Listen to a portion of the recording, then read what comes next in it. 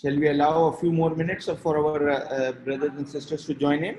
Sister Farida, I think we have a 50+ registration, and I can see like 17 participants, including 2 of our team. So shall we give it 5 more minutes? Yes. Everybody's time is, to be honest, everybody's time is very precious, but somehow we have this problem. So I think we can wait for like 2, 3, 4 more minutes at least before we start.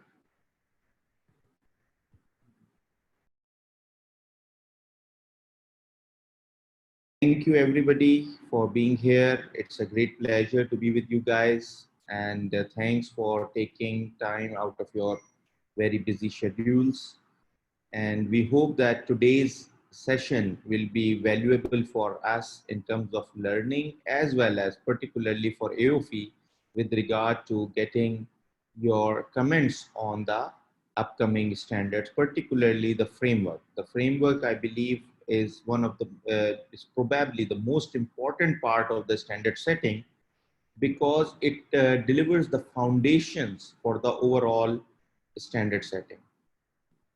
For those brothers and sisters who are joining for the first time, I would just quickly have to need to have a very quick introduction about the standard setting process, the due process that we follow at AAOIFI, and a little bit about the importance of these public hearings.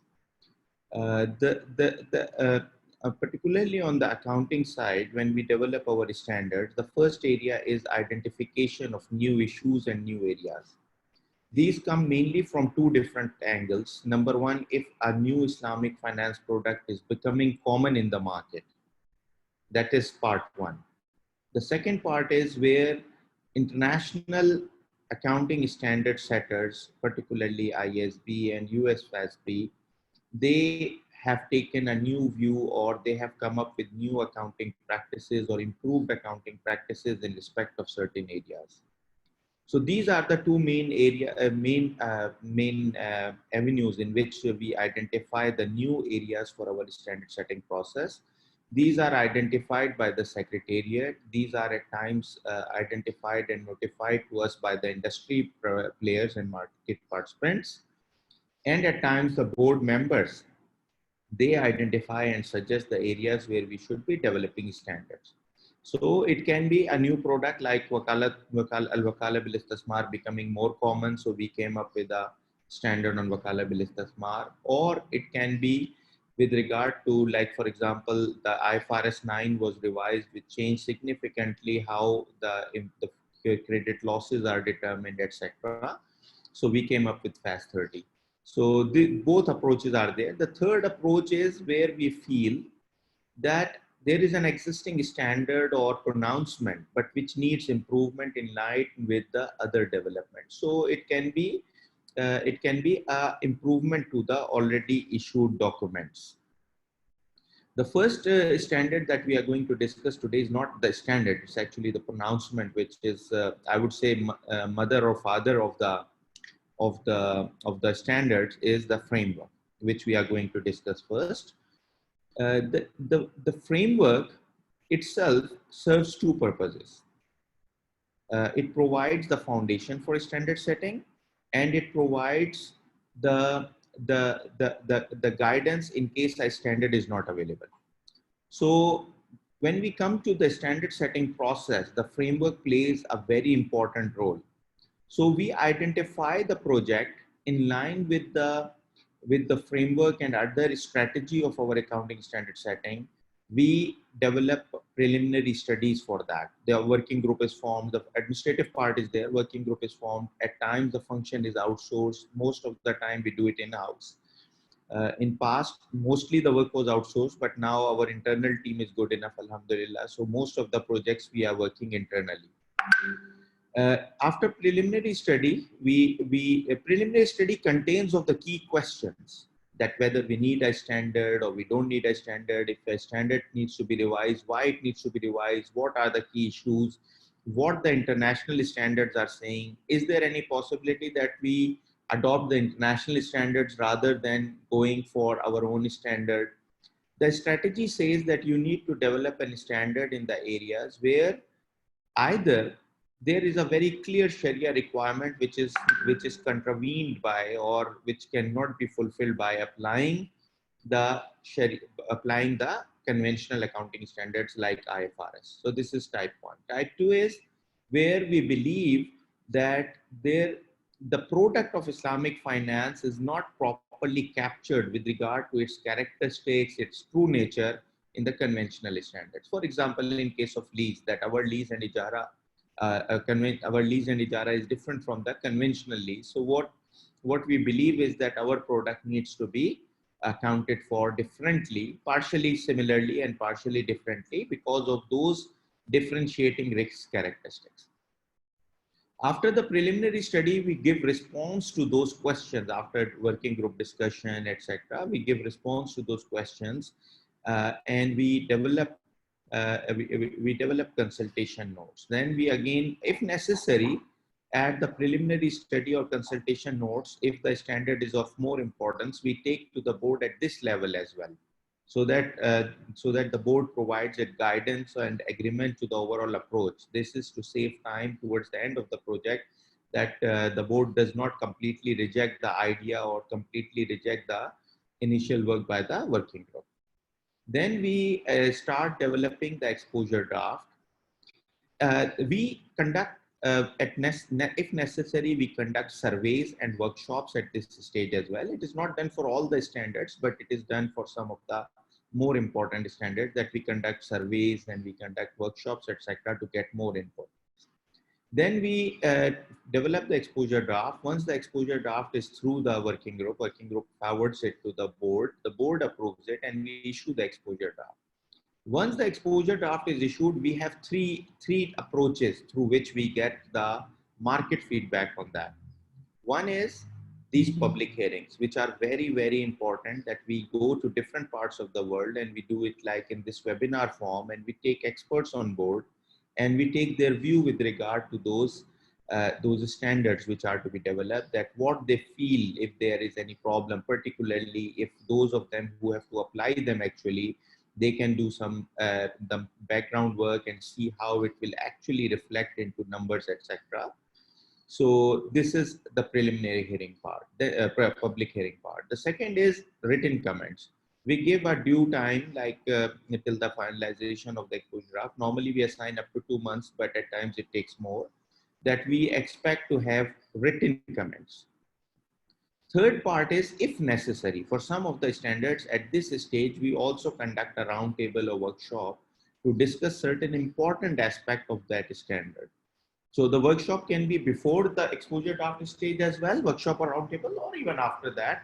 The idea is to get maximum input from the industry participants, because we do not believe that we just do our standard settings sitting in a room and people who are actually in the market who are going to implement them are not involved.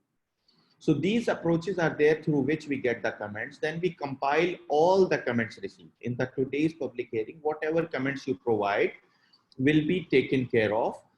Some of them I may respond to you, but my response does not mean that we want to kill your comment. It's more like that I can update you on what has been discussed by the board or what was the background of a decision or a specific treatment.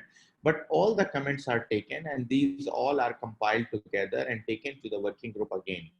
These are forwarded to the board as well, but board at times, the board reviews only the major comments. Working group reviews all the comments 100%. Even all the comments are provided to the board all the time, but the board has limited time, so they review only the major comments, while the working group reviews 100% comments and gives their view with regard to each of the comment and amend the standard as per comments or provide their view. For more major comments, if we are unable to incorporate some of the major comments because the view of the board is different, normally we respond them in our basis of conclusion of the respective standard.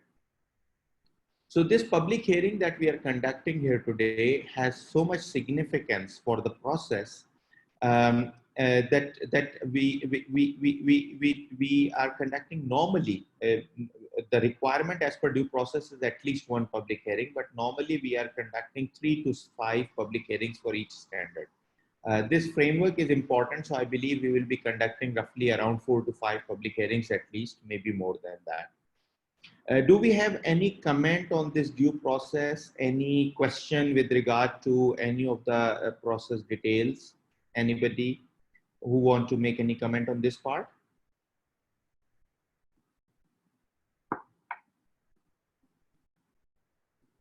Is it all good?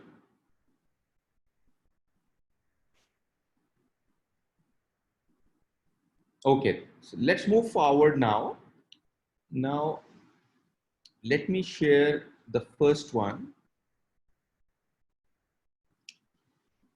This presentation is exactly what is written in the standard. Only the standard that you received earlier is an exposure draft is the standard of the framework is in the form of a PDF document properly. This is this is the same in PowerPoint format. So we have not changed anything. How we will go through it? It is a very detailed document. If you see, we have 224 slides on this one. So for sure, in limited time of 2 or 2.5 hours, we cannot complete all 224 slides. So what will happen that the important slides I will read and I'll take your comments. And for the less important points, areas, we will just go through it.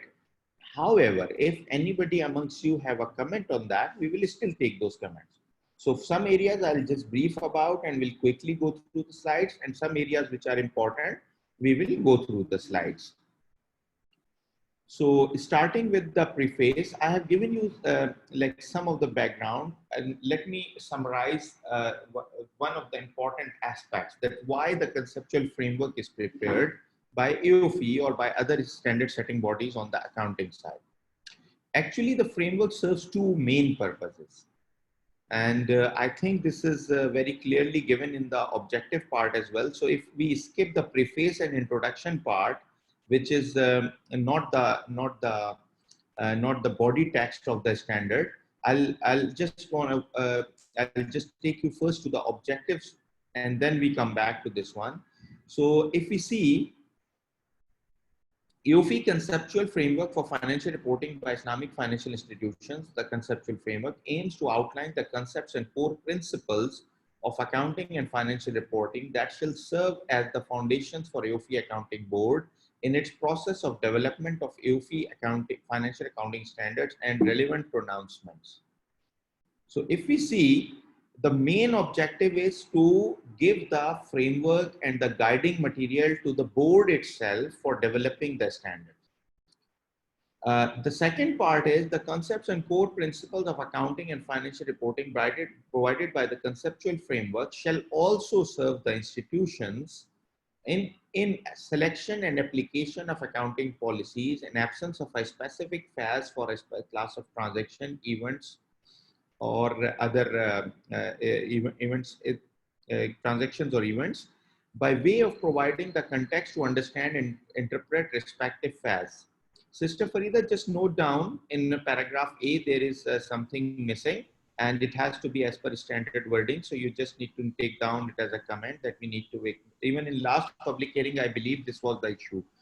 Okay, we identified this thing. Yeah, so just note it down. We don't skip it in the final version. Okay. The concepts and core principles of accounting and financial reporting provided by the conceptual framework may also serve as the basis for selection and application of accounting policies for institutions other than IFIs in respect of Sharia-compliant transactions. So this is a new area. If you see that the first area is guiding the board itself as to how the standard need to be developed. Then part 2 is the financial institutions have to apply the framework in the areas where a specific FAS is not available. And part 3 is the institutions who are not Islamic financial institutions but are customers of Islamic finance or are doing Islamic finance transactions. Like for example, there is a corporate entity which issues sukuk, or if there is a corporate entity which obtains financing from the from the Islamic financial institutions that's under any of the Islamic modes. So for the third one, mostly our standards are applicable, are adopted for IFIs by the regulators. But we believe that the accounting on the counterparty side and accounting for sukuk and other similar instruments should also be in line with Sharia principles. So we believe that our framework should cover these aspects as well. So this is one of the important new aspects. Any comment on the objectives?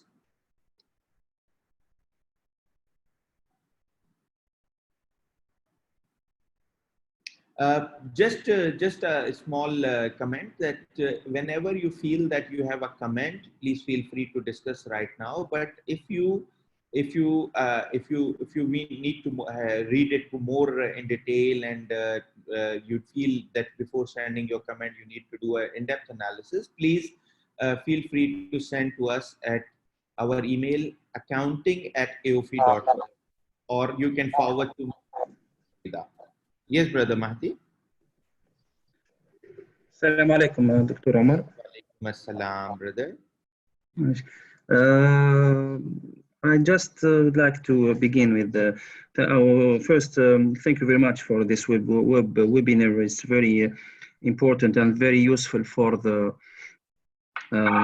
whole standards. I mean, the conceptual framework is the first framework established for a new orientation. I mean, for the FAS AAOIFI. Yes.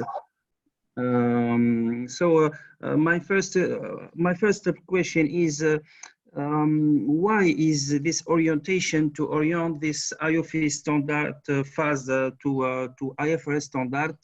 I mean, is it for the purpose of comparability between conventional banks institutions, or to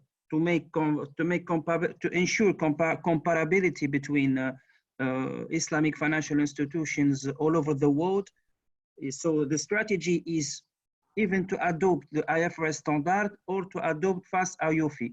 So what is the strategy of AAOIFI toward this new FAS AAOIFI, like new Ijara, new Murabaha FAS 28, the new Sukuk, the new investment account standards? So why this orientation to make a revision of the whole, I mean, the whole standards, FAS AAOIFI standards? Okay, thank you very much, brother. Let me take you through one point, that why this revised standard is issued. This is given mainly in the introduction part, and there are some bases of conclusion to that.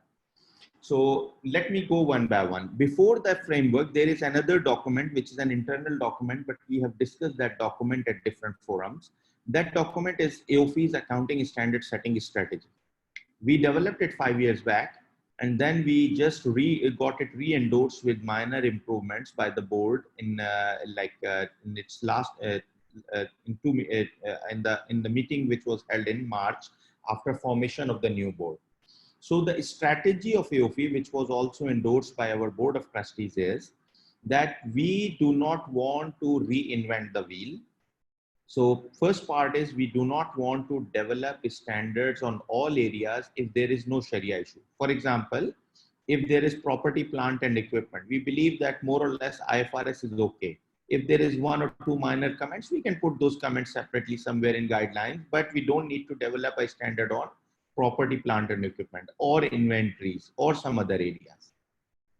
So the first part is that we don't want to do it. Reason being that wherever a difference is not needed to be demonstrated, then we do not need to create a difference.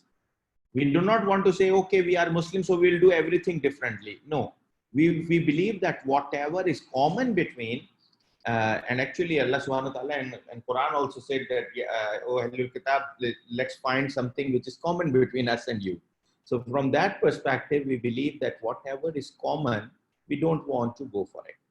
So it means that some of the standards that were there at AAOIFI will be removed. Like for example, segment reporting.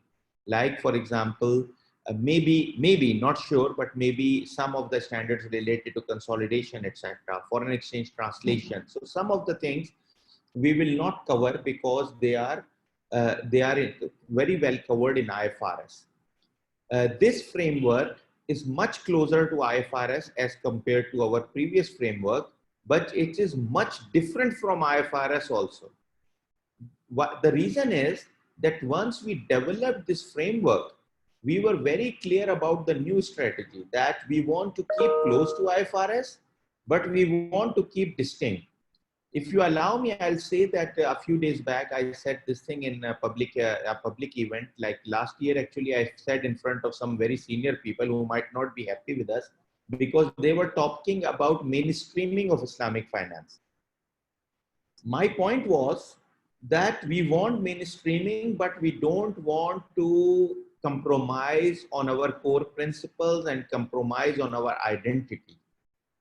So yes, we want to keep close to IFRS, but we want to keep our core principles and we want to keep our identity intact. So it means that this framework is in line with the new strategy and it allows adopting of IFRS where there is no AAOIFI FAS available and where there is no Sharia issue in that IFRS. So in that situation, even old framework allowed it, but new framework is more clear and categoric in this aspect. Secondly, while there might be so many similarities in this framework with the IFRS framework, because accounting, you know, is the reflection of business facts. So most of the things can still be similar with IFRS. But wherever the distinguishing factors are, we have identified them and we believe very clearly that our standards and framework both together reflect the Islamic finance transactions better. But in addition to that, the last chapter of this framework is very important, where we have added a whole chapter in which we identified the Sharia principles which require different accounting treatment. Like for example, for some transactions, IFRS and conventional accounting considers two transactions to be in substance one transaction. But from Sharia perspective, it is strictly prohibited to combine two contracts in one. So we cannot combine two contract transactions in one transaction from Sharia perspective. So our treatment will become different from IFRS. Similarly, Islamic concepts of economics and Islamic Sharia does not allow discounting of receivables. We cannot discount receivables which are established. Conventional accounting goes by discounting it all. So this is also like, these are just examples, but when we reach to the last chapter, you will see that there is a whole list of items that what are the Sharia core principles and how they are reflected into accounting principles. And then we reflect those accounting principles in this framework and in the accounting standards, the financial accounting standards, AAOIFI FAS that we develop. I hope, brother, this is sufficient for, this is okay as a response, or I have missed some aspect of your question? Okay, so let's move to one important part from the introduction we need to touch upon before we go to the body text. I think this we need to touch upon. So what are the significant changes from previous conceptual framework? I can tell you one thing, the conceptual framework, the overall approach of accounting standard setting by AAOIFI has not changed by this framework. But this framework is better structured, better documented, kept closer to IFRS, and very clearly identifies the Sharia core principles which are applicable on the accounting side. Number one, the conceptual framework has been made an integral part of the AAOIFI FAS under a separate chapter, objectives, authoritative status, and applicability. This has been an issue that some of the Islamic financial institutions, when they did not find anything in the AAOIFI FAS, they directly referred to IFRS. Previous framework also allowed it, but it said that you need to refer to IFRS or other generally accepted accounting principle as applicable in your jurisdiction, subject to that they do not contravene Sharia. Now we have defined a very clear hierarchy for determining that, and this FAS is made as per FAS 1. This framework is made part of effective part of it. Whenever a regulator adopts AAOIFI financial accounting standards, they do not adopt the framework. Since they do not adopt the framework, there was a legal anomaly on this part that they have adopted the FAS 1 or the whole FAS, but they have not adopted the framework. So framework, some people understood and some auditors and accountants took a view is not applicable. So in the new draft FAS 1 and the framework, both it is very clearly said that this has authoritative status in line with the hierarchy. Item B is with regard to the hierarchy which has been provided, and we will go to that hierarchy and discuss it later in detail. The revised conceptual framework makes an explicit requirement that compliance with Sharia principles and rules is paramount while undertaking any transaction or accounting for such transaction. A hierarchy of which constitutes Sharia principles and rules has been established through the definition section, assisting the preparers to understand the applicable Sharia requirements. The term quasi-equity is an enhancement to the term unrestricted investment account that was earlier used. Quasi-equity includes all types of unrestricted investment accounts and similar instruments such as funds related to sukuk that shows characteristics of equity. Please feel free to interfere and ask any questions wherever you like or make any comment. The term off-balance sheet assets under management is a broader term representing restricted investment accounts and other similar off-balance sheet accounts. So earlier we had urea and RIA, but now we have enhanced it to quasi-equity, which includes urea, and off-balance sheet managed accounts, which include RIA and wakala and other assets. The primary and secondary users of financial statements have been identified. The primary financial statements have been modified and the concept of other comprehensive income has been introduced. Other statements like statement of sources and uses of funds in Zakah and charity fund and statement of sources and or uses of fund in the Qard fund are now relocated to the notes to the financial statements. The revised conceptual framework contains a discussion on the control of an asset or business. This is very important for those who understand this control definition and risk and reward part is very important because at times this creates a difference from our perspective and the conventional perspective. Like for example, for some of the sale and lease back transactions, the conventional may take a view that this is not an absolute sale. And they say it may be considered a mere financing. While from the perspective of our standards, we believe that this transaction contains an absolute sale at the first stage, so the asset must be derecognized from the balance sheet. I'm just giving one example, but this control thing has dozens of issues in appearing in different transactions. So we have addressed this thing very clearly in the framework. The concept of a reporting institution responsible to prepare financial statements has been introduced. Virtual entities are now included as reporting institutions to cover the emerging Sharia-compliant products and services. And a chapter about the Sharia principles and rules that serve as foundations for determining accounting principles has been included in the revised conceptual framework. So these are the primary changes, major changes, but for sure the document has been rewritten and a lot of changes are there. Any comment on these significant changes? Okay, so let's move forward. Objectives we discussed already. Now coming to principle of Sharia compliance override. Compliance with the Sharia principles and rules, even in the matters related to financial reporting, is paramount for an institution. There is an irrebuttable presumption that application of this conceptual framework or the phases that... Yes, yes. Hi, this is Ahmed Mustafa, the acting CEO of Ibdar Capital. I just have a quick question regarding the part you explained earlier.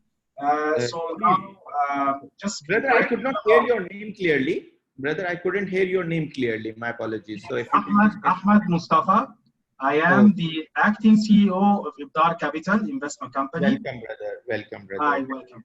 Thank you very much. Just as a very quick question. So as I understand now, it was discussed earlier in FAS 33 to have the other comprehensive income. So now FAS 1 is reinforcing this fact, right? So it will be part of the financial statements going forward? Yes, exactly. So right now we are working on the consequential amendments of FAS 1. So FAS 1 exposure draft has also been issued, but we believe that we will be issuing shortly a revised exposure draft of FAS 1. And we are working on our illustrative financial statements for FAS 1. And we are working on the consequential amendment that because of phase 1, that those consequential amendments that will be coming on different standards. So we will be shortly, inshallah, issuing a revised exposure draft of phase 1, which will include the consequential amendments. And most important consequential amendment is that FAS 33 will be amended, and the things which are directly taken to equity will be taken to the other comprehensive income, and the recycling and impairment requirements will be coming closer to IFRS. We believe it's not a Sharia issue, it's an accounting issue. So we are bringing it close to IFRS, inshallah. It is understood with new phase 1 as soon as it is finalized, but we will be making an explicit change in those standards. So the consequential amendment document was presented to the accounting board in the last meeting, and inshallah, shortly it will be finalized. Okay, thank you. In case of inconsistency between Sharia principles and rules and accounting treatment under this conceptual framework, including a subsequent update in Sharia principles and rules or change of interpretation thereof, as applicable to the institution, the Sharia principles and rules shall prevail, and the institution shall adopt accounting policy and treatment in accordance therewith. The conceptual framework is an integral part of AAOIFI FAS. This is, as I mentioned, authoritative status part very clearly says that it is an integral part of AAOIFI FASs. So now if a regulator adopts AAOIFI FAS, it means that they adopt this one as well. So there is a cross-reference in this framework as well as a cross-reference in the new phase 1. That framework becomes an integral part, and it is equally applicable in case a direct specific phase is not available. Then the framework is available, is applicable as it is. This is very important for some transactions. Let me just give you very briefly an example. You know that we presently do not, till last year, we did not have a standard on Wakala bil Istismar. Similarly, we issued an exposure draft on Sukuk issuances, like Sukuk in the book of the originator, but that standard is not finalized because we are waiting for the Sharia standard to finalize. So in absence of these standards, some of the institutions that were following the accounting treatment as per IFRS for Sukuk that they were issuing or for the Wakala bil Istismar transactions, while we believe that those transactions, the way they were being reported under IFRS was not Sharia compliant. And the reason was that they were ignoring the framework. And we realized that that the framework is not an integral part of the FAS. So we now made cross references and made it integral part of the FAS. So if a regulator adopts it, so it means that even in case IFRS, a FAS is not available, you cannot go to IFRS statement which is not Sharia compliant. Then we have a hierarchy for selection of the accounting policies. So the first one is FAS is specifically addressing the specific transaction, other event or condition. Number 2, FAS on similar matters, like if FAS is silent on some matter, but if there is a similar FAS on a similar type of transaction, you need to apply that. Then generally accepted accounting principles, that is IFRS generally, as applicable in the respective jurisdiction, IFRS or country accounting standard, insofar as these are not against the conceptual framework and Sharia principles and rules. So you can resort to IFRS or the country standards if they are not against this conceptual framework and Sharia principles and rules. The management judgment, as long as it is in line with conceptual framework and the Sharia principles and rules. And this is the hierarchy. So if a FAS is specific, it will apply no matter what. So similarly, if there is a FAS on similar matters, it will apply. So this is the hierarchy that has been established, and it is very clearly documented in the new phase 1 and in this framework. Applicability and compliance. This conceptual framework provides the core concepts and principles of accounting and financial reporting applicable on the general purpose financial statements of the institution that are operating principally in line with the AAOIFI Sharia standards. The conceptual framework shall be read and implemented in the context of AAOIFI Sharia standards. Now the issue is that we say that Murabha should be accounted for like this. Now there is an institution who is not fulfilling the Sharia requirements applicable to Murabha as per AAOIFI Sharia standards. Now it is comparing apples with oranges, because the product that we have defined accounting for is in line with the AAOIFI Sharia standards. And the institution, although it is calling it Murabaha, is not following the Sharia standards. So it means that our accounting treatment was not designed specifically for the transaction they are doing, even if they are calling it Murabaha. If you remember old standards of AAOIFI and still, or the standards old standards which are still applicable, they used to contain Sharia principles and rules. And you know, AAOIFI was primarily an accounting body. Sharia standards came later. So in the initial years, like old Murabaha standard, old Salam and Istasna standard, old standard on Murabaha, Musharaka and Mudarba, you will see that the Sharia issues are contained in the same accounting standard, some of them in the body text and some of them in the appendix as the Sharia conditions. Now, since we have very good set of Sharia standards, so we now refer to Sharia standards rather than containing Sharia principles in our accounting standards. So this is the approach that we are following now for last several years. And inshallah, we will follow that. So, but still we need to understand that the definitions, etc., and the terms and conditions which are not contained in the accounting standards are referred to the Sharia standard, and this framework and all of the FAS are to be read with the Sharia standards.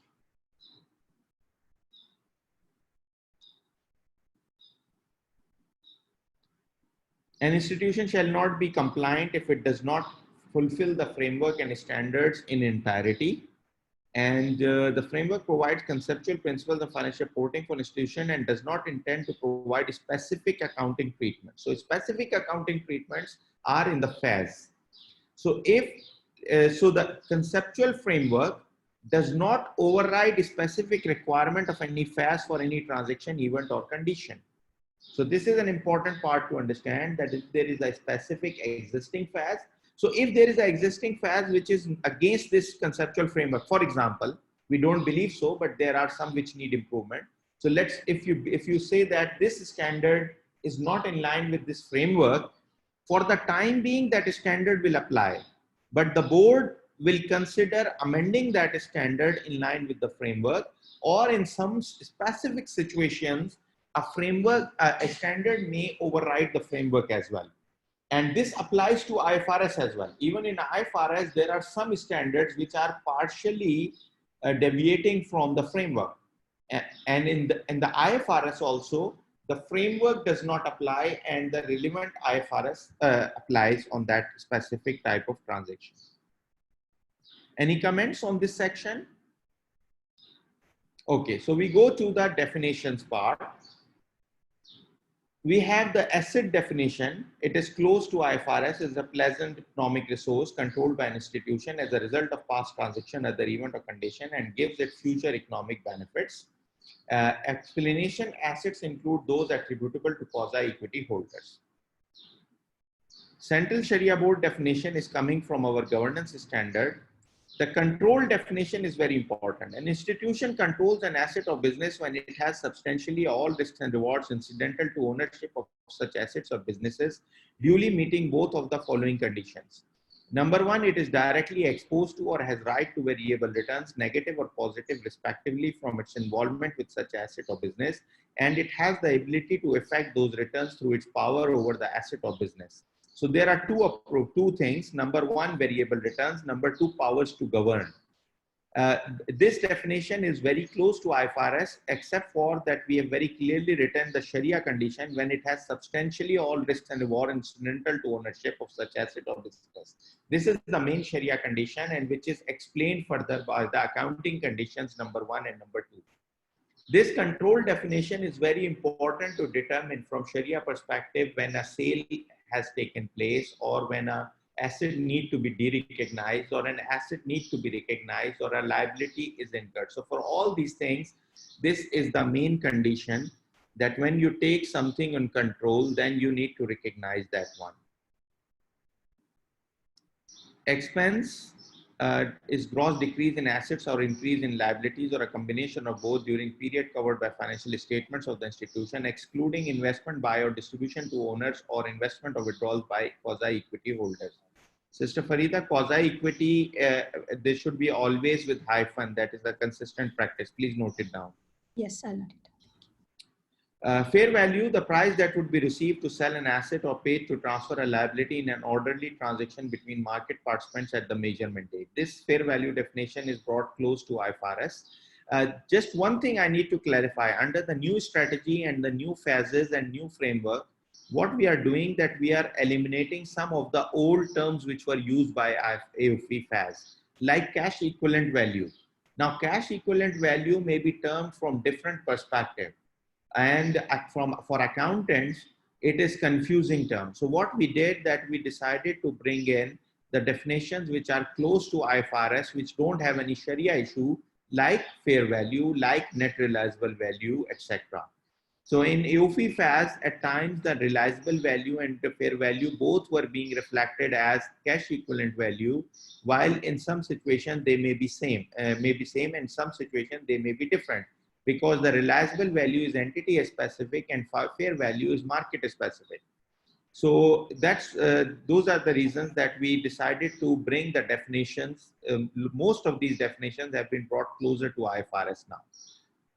Historical cost, I don't need to go for it. Income is as defined in this paragraph to this paragraph, because income has different aspects. So we have defined it in detail. Islamic financial institutions. This is an important definition. We have the same in the governance standards as well. One important part is that that standalone branches, divisions, and windows of conventional institutions are also considered part of IFIs. Liability is important definition, is a present economic obligation, legal or constructive, other than quasi-equity. That is, other than quasi-equity means that we are talking about a distinction between quasi-equity and liability, and this is one of the key differences between AAOIFI framework and IFRS framework. Under IFRS framework, whatever we consider as quasi-equity, for example, urea and some type of sukuk, etc., they are all considered liability. IFRS considers them liability because they are actually having a put option, means the holder of the instrument can come to the institution and ask for its money.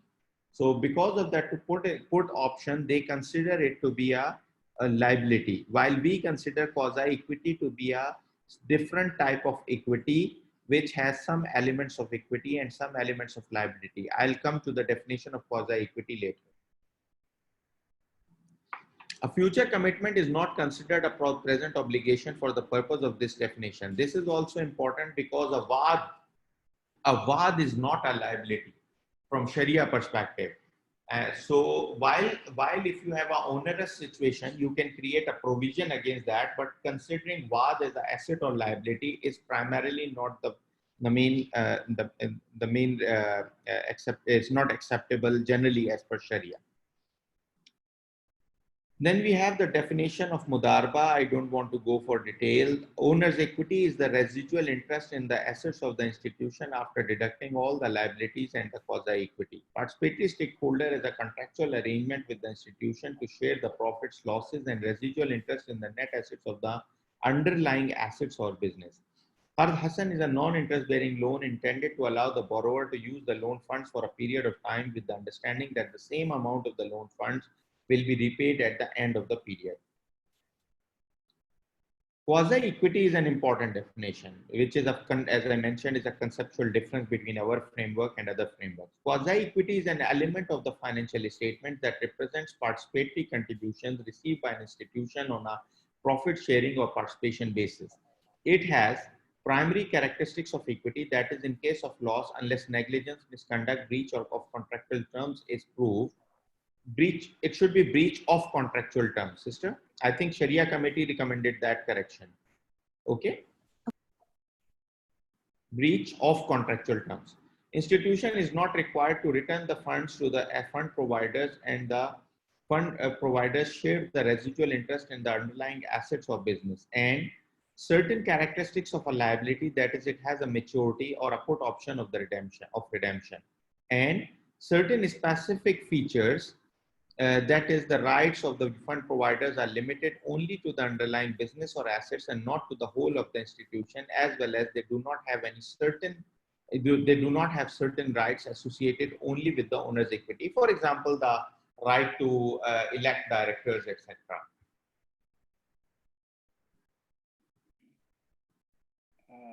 Mr. Dr. Omar? Yes, sir, please. Sorry, can you come back, please, to the definition of control? Okay. Yes, sure.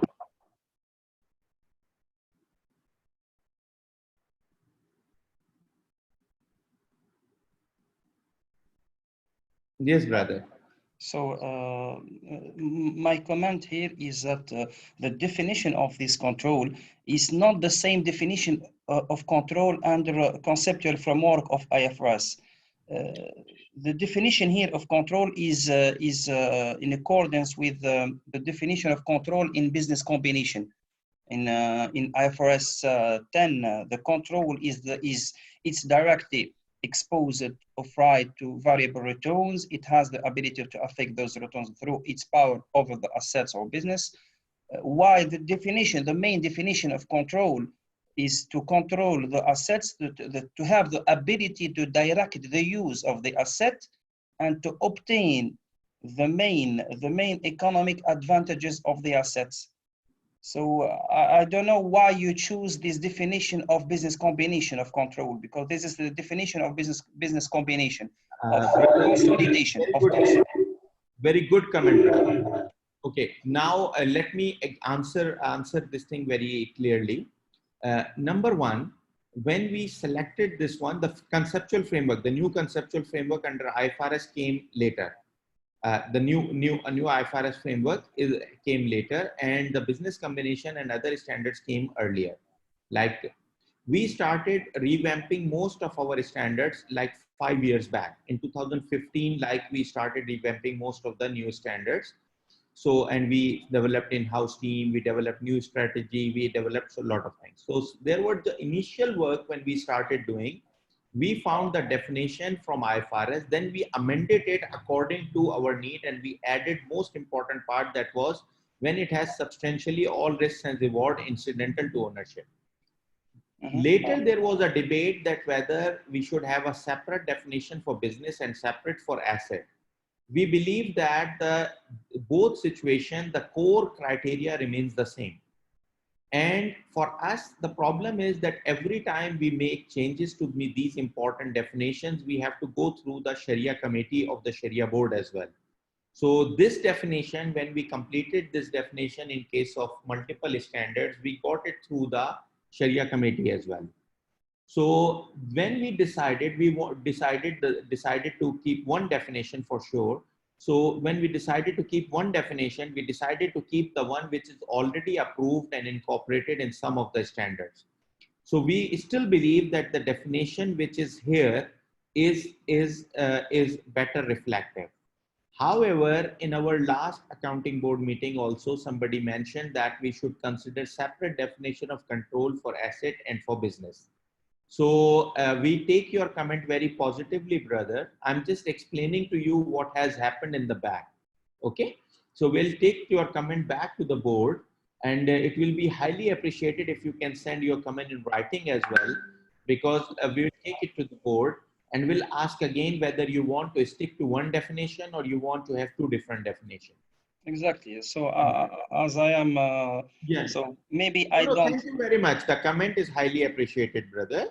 But maybe the board may still stick to one definition, because we added this part when it has substantially all risks and rewards incidental to ownership of such asset. This part is not there in the IFRS definition. So our definition apparently is more comprehensive and covers both business and asset, if you see, because this part is already added to that. Risks and rewards incidental to ownership part is not there in conventional definition, either of the two definitions. So we will again, but again, highly appreciated your comment. We'll take it to the board. We'll ask them what they consider. We may still decide to keep one definition because it has been used in so many standards, or we may decide to amend it and make it part of the consequential amendments. Thank you very much, brother. Thank you. Thank you.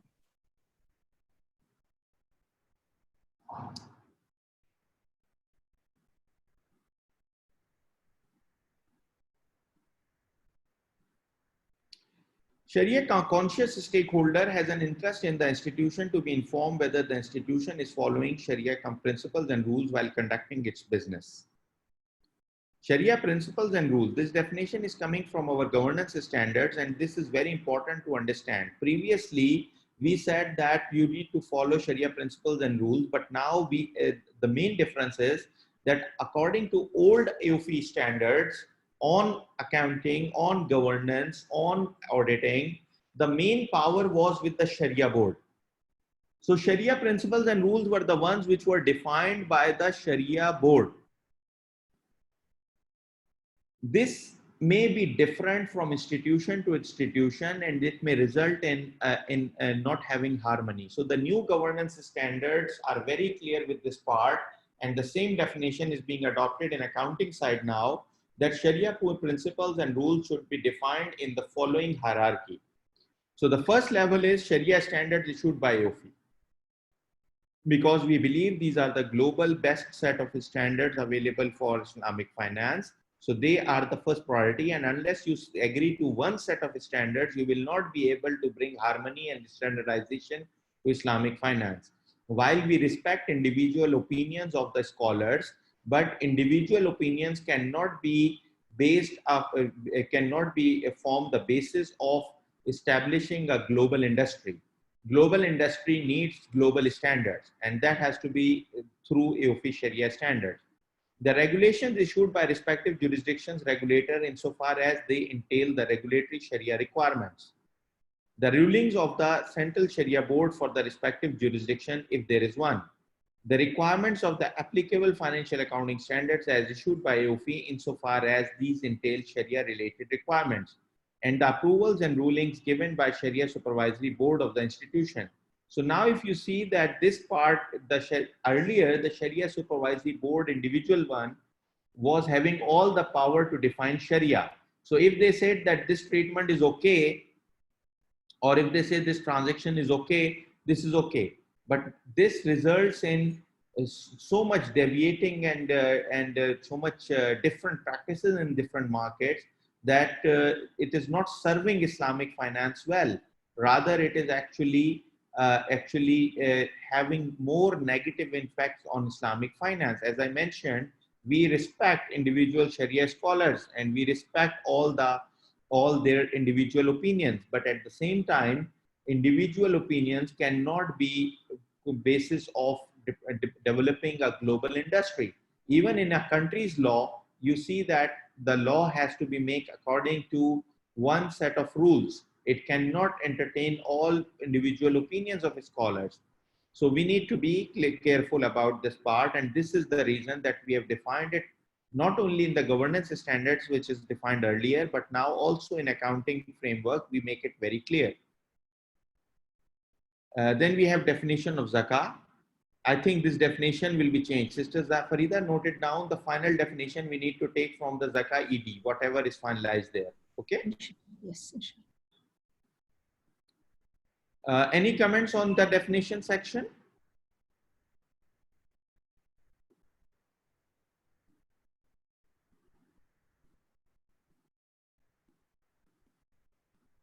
Shall we move forward? Okay. Users of financial statements. The information needs of users of financial statement vary with the type of users, and they include the primary and secondary users.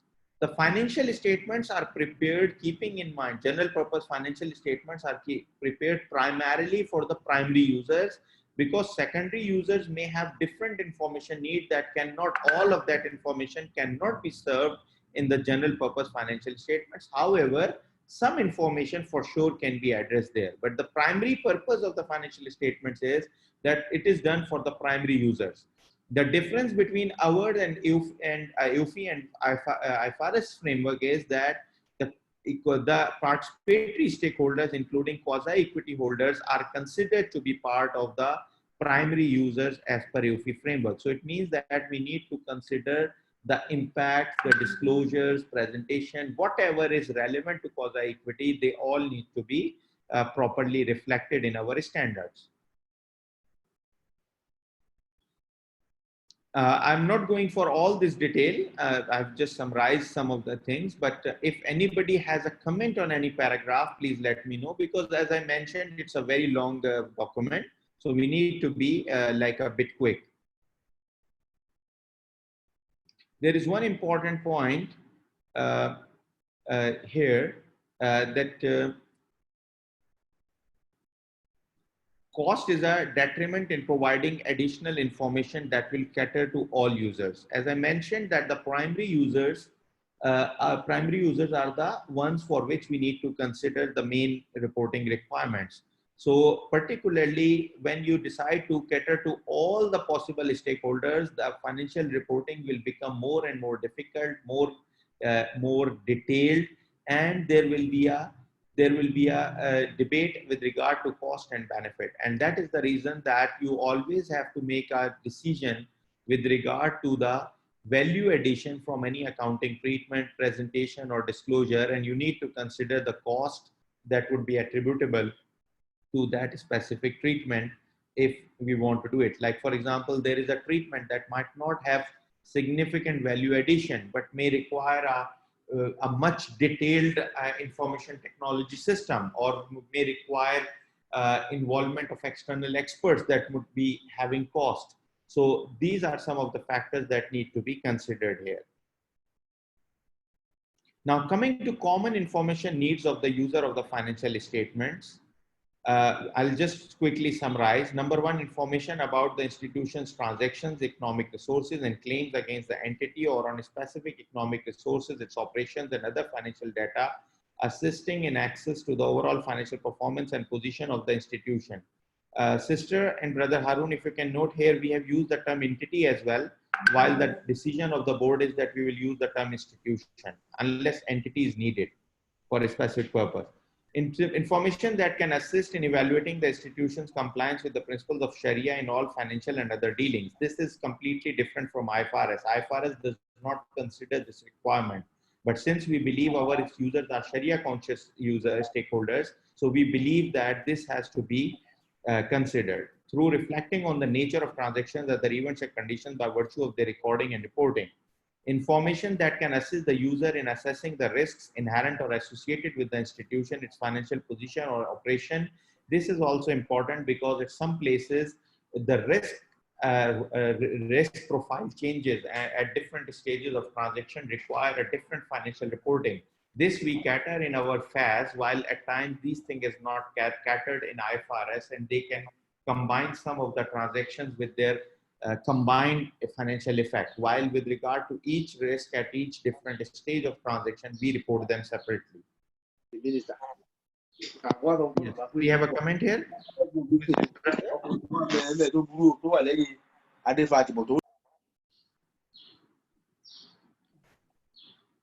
Yes, yes, brother. Do we have a comment here? There was some sound which I couldn't hear very clearly, so I'm just asking if there is a comment.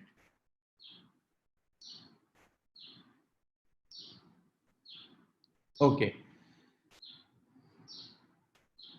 Then there are additional information needs. I'm not going for all these details unless I feel something is very important, so I'll just touch upon those of the aspects. Then we have objectives of the financial reporting. To determine the rights and obligations of all relevant parties in accordance with Sharia principles and rules and its concepts of fairness, clarity, and compliance with ethical values, as well as relevant laws and regulations. To contribute to the enhancements of the managerial and productive capabilities of the institution and encourage achievement of established goals and policies while complying with Sharia principles and rules in all transactions and events, as well as relevant laws and regulations. To provide useful information to users of financial statements to enable them to make useful decisions in their dealings with the institution.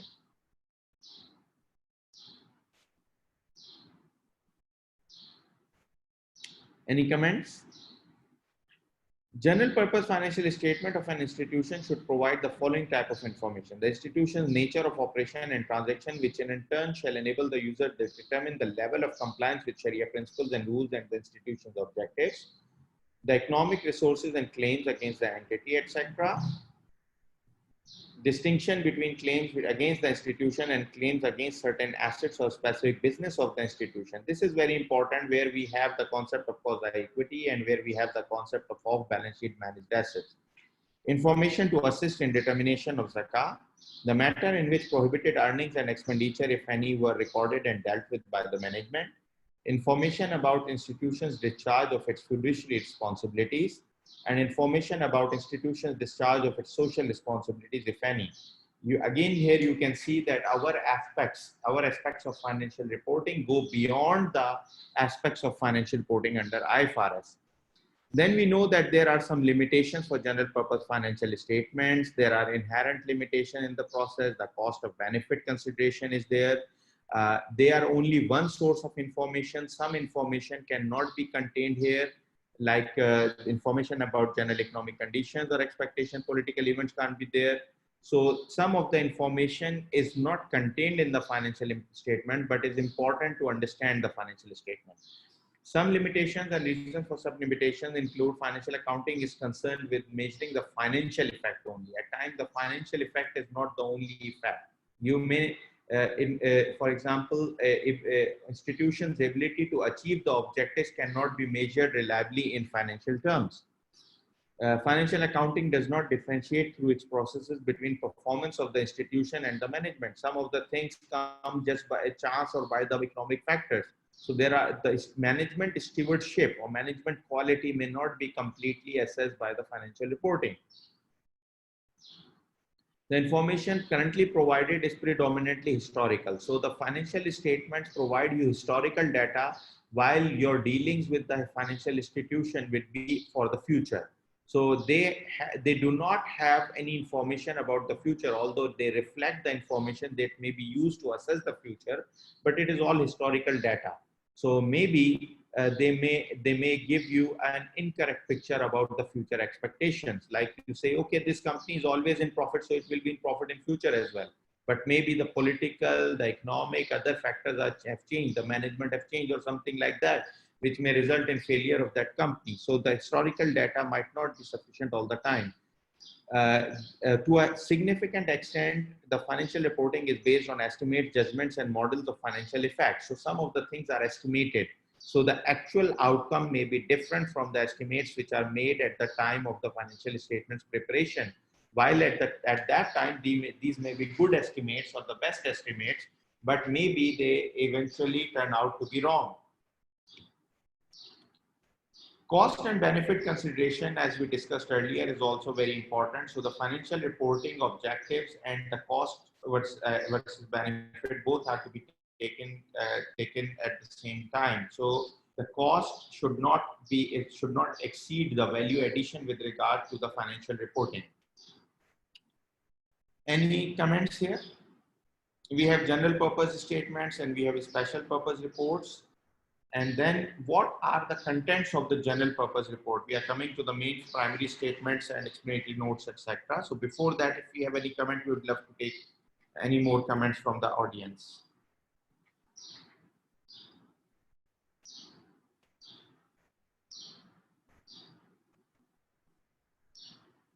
Okay, so let's move forward.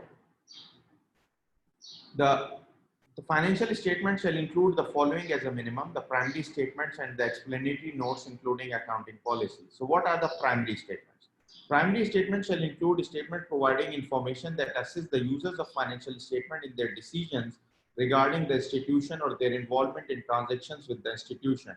Primary statements include a statement of financial position at the end of the period, also known as balance sheet, statement of income and other comprehensive income for the financial reporting period, or a statement of income and a statement of other comprehensive income. So we allowed it that there can be one statement or there can be two statements.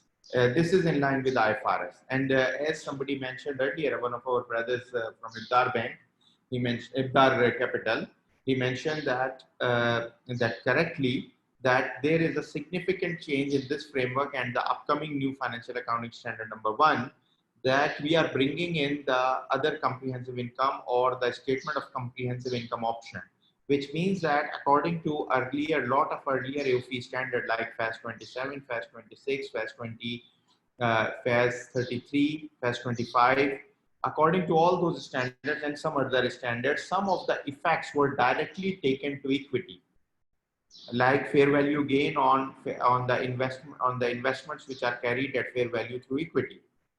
So now that option will be brought closer to IFRS by bringing in the other comprehensive income. Let me just summarize one more thing. IFRS did not also have this other comprehensive income option like maybe 9-10 years back. 9-10 years back, they brought in this option. And AOIFI took some time in changing to it. For last 2-3 years, we were discussing it, but even before we are told, actually, I was not part of AOIFI at that time, but our accounting board chairman, who was a part of the board at that time, he mentioned that immediately this change was not brought in because we have the quasi equity and we have some elements of equity and the fair value gains attributed to equity. The way the accounting standards of AOIFI were prepared were in a manner that we can have the amounts attributable to urea, etc., directly identified. So this was one of the reasons that this was not done at that time in this manner. So what we are doing now is that with this one, we will be bringing consequential amendments, etc., which are necessary there. There were some Sharia aspects, so we have discussed it with Sharia committee. So now we have resolved all of these issues. So inshallah, this will be bring closer to IFRS. It will still not be exactly the same because everything in our case does not go to the shareholders' equity. Some of the gains will go to the quasi-holders' equity. So the way it will be actually reflected in the financial statements will be slightly different. There was one recycling issue as well, because the problem was that once a final impairment comes, it needs to be passed on to the quasi-equity holders. So the recycling, the effect that we used to have earlier, that from equity it was transferred as impairment to the income statement, was more reflecting, was better reflecting the Sharia aspect. But now we have found other solutions to that, and this will be reflected in a separate statement. So hopefully those issues which were earlier there are resolved now, and we believe that this change will not result in any Sharia issue, and we have discussed this matter with the Sharia committee as well. This framework has been discussed with Sharia committee. They have suggested some minor changes and improvement to that as well. And hopefully we will incorporate all of them before we finalize the framework.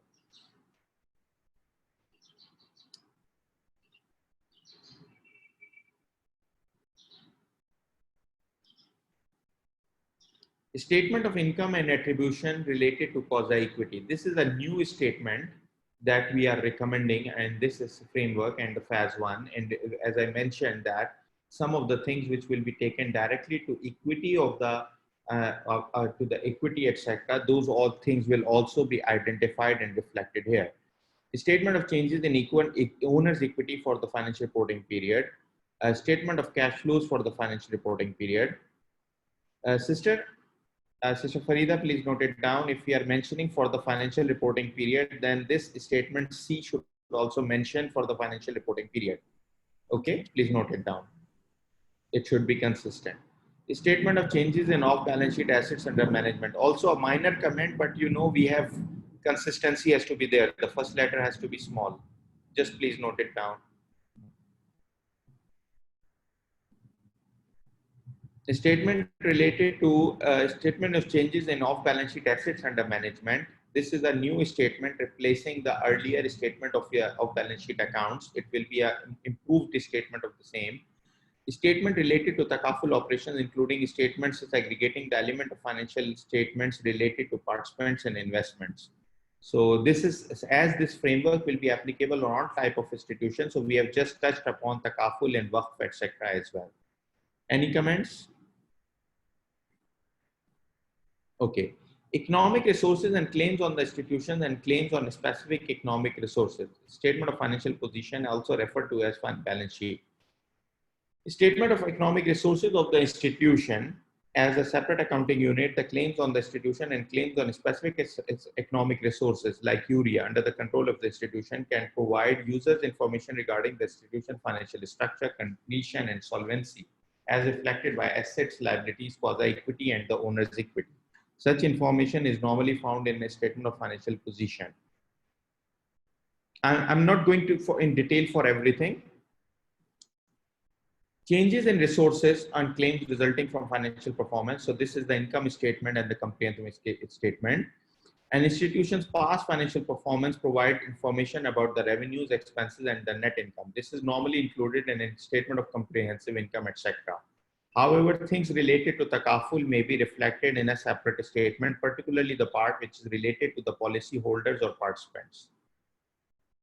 Brother Harun, Sister Farida, please note it down. We need to be consistent about the word participants or policy holders. I think the word participants is the one that we need to use, and we used it in paragraph 31, but the word we are using here is policy holders, so need to be made consistent. Okay. Information about an institution's cash flows during a period helps user to understand and interpret the information regarding institution's future cash flows. Information about the changes in institution economic resources and claims that do not result from financial performance and income. So this is cash flows and changes in owner's equity. These are reflected, these factors are reflected in these statements. Explanatory notes and accounting policies. I'm not going into detail, but the requirement is that all necessary information to fulfill the financial reporting objectives should be contained in these notes. Elements of financial statements, we have one element which is different from conventional, that is the quasi-equity, as we have mentioned earlier. Otherwise, the elements are assets, liabilities, quasi-equity, owner's equity, of balance sheet items, income and expenses, and gains and losses. Then we have definitions of assets, liabilities. We discussed some of these earlier in the definition. I will not repeat that. Quasi-equity we discussed above, owner's equity. Just consistency we need to ensure. Sister Farida, please note it down for the consistency with the definition. Income with definition we did not discuss there because it was referring to a multiple paragraph 42 to 47. So we need to discuss income here. Income depicts the transfer of promised goods or services to customers in an amount that reflects the consideration to which the entity expects to be entitled in exchange of those goods and services. Again, the term is consistency, Sister Farida, consistency between the term entity and institution. Okay. Here we need to change entity to institution. Gross increase in asset or liabilities in a combination of both during the period covered by financial statements, resulting in investments, trading, rendering of services, and other profit-oriented activities of the institution, like investment management of off-balance sheet assets under management. Income as a result of transfer of goods shall be recognized based on following 5-step model. This 5-step model is very similar to IFRS. So number one is identifying the contract, identifying the contractual, the performance obligations, determining the price, allocating the transaction price to the obligation, recognize revenue as the when or as the entity satisfies the performance obligation, and transfer the control either at a point in time or over a period of time. This again, as I mentioned, this is very close to IFRS, and it is changed from the previous standard. The institution recognizes income over time if one of the following criteria is met. The customer simultaneously correspondingly receives and consumes the benefit provided by the institution. The institution performance creates or enhances an asset that the customer controls as the asset is created, or the institution performance does not create an asset with an alternative use to an institution, and it has an enforceable right to collect payments of performance completed for performance completed to date. So in these situations, you can have a contract. You can have a contract revenue to be recognized over a period of time. Other contract revenues will be recognized when there is a delivery of the product. Just to mention for those who are interested that our existing standard on istisna might need to be revised in line with this one, because this new definition of revenue and the new definition of control, they actually have resulted in IFRS. Actually, if you know, the IFRS 11, IS 11 for construction contracts has been withdrawn, and IFRS 15 is now applicable. So some of the contract accounting has changed. Our Istasna accounting standard is more in line with the earlier contract accounting standard. In line with this new framework, we believe that the Istasna standard will need some certain changes. So right now, it's still till the time the standard is not revised. We had a last year we had a very comprehensive exercise on FAS revision. Some of you have been part of it and have given comment on that. So FAS on Istasna is already under revision. A working group is formed, and we believe that within 1 to 2 years we will be coming up with a new standard on Istasna accounting. But just for the benefit of those who are interested in understanding these technical details, we need to mention that this is for now a contradiction with that standard, and that standard will need a change. Brother Omar, Brother Tayyib has a question. I think he's raised his hand. Brother, so on the chat, or he wants to mention? I think he wants to. Please go ahead. Brother Tayyib, please. Assalamu alaikum, sir. Walaikum assalam. Welcome, brother, again. Thank you very much, sir. Sir, I have a small question. Actually, we are facing a practical difficulty because in IFRS 15 revenue recognition, there is a long debate going on between the conventional and Islamic how to recognize the documentation fee or the administration fee which we take upfront from our corporate customers. Earlier, we used to book this fee as a revenue upfront, but now under IFRS 15 guidelines, conventional banks are booking it on a amortized cost basis over the revenue or over the term of the facility. Brother Tayyab, are you sure that they are doing it because of IFRS 15 or they are doing it because of IFRS 9? No, sir, they are doing it because of IFRS 15 most of the cases. No, because if it is as per IFRS 15, then as per IFRS 15, because the performance obligation is met, it will be immediately recognized under IFRS 15. That is my view. And Brother Harun, please correct me if I'm wrong.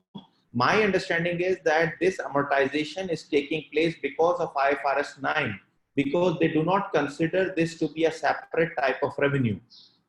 So this is my humble understanding.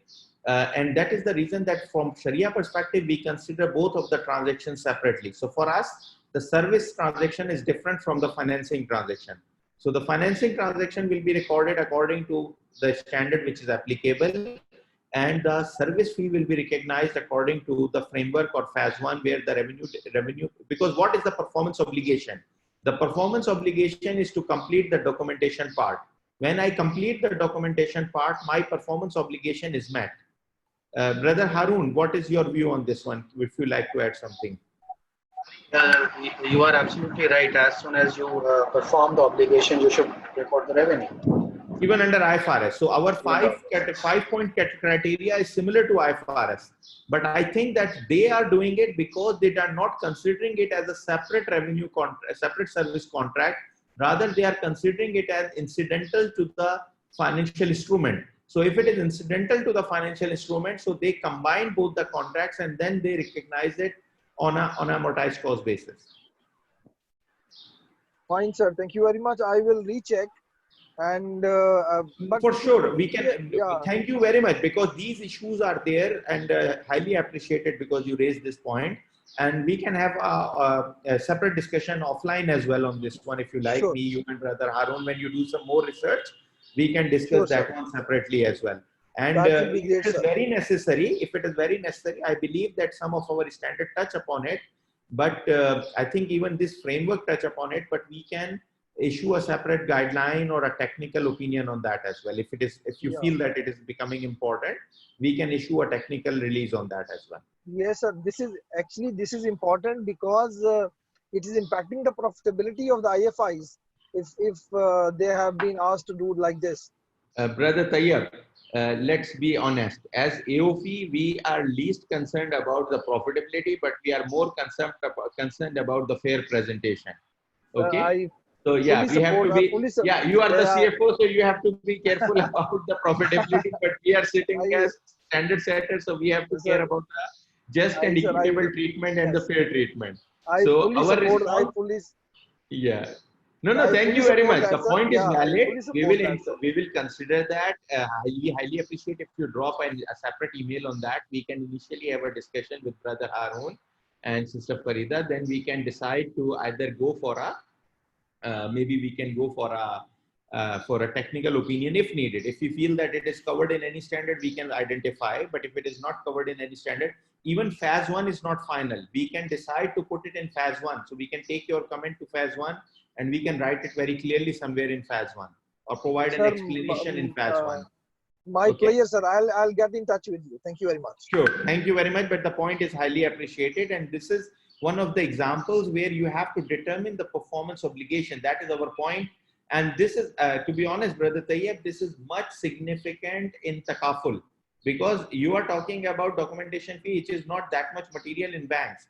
But in Takaful, the initial service charge or the Wakala fee, etc., which is particularly in the life and family Takaful, it is at times significantly material. So the issue is relevant for sure.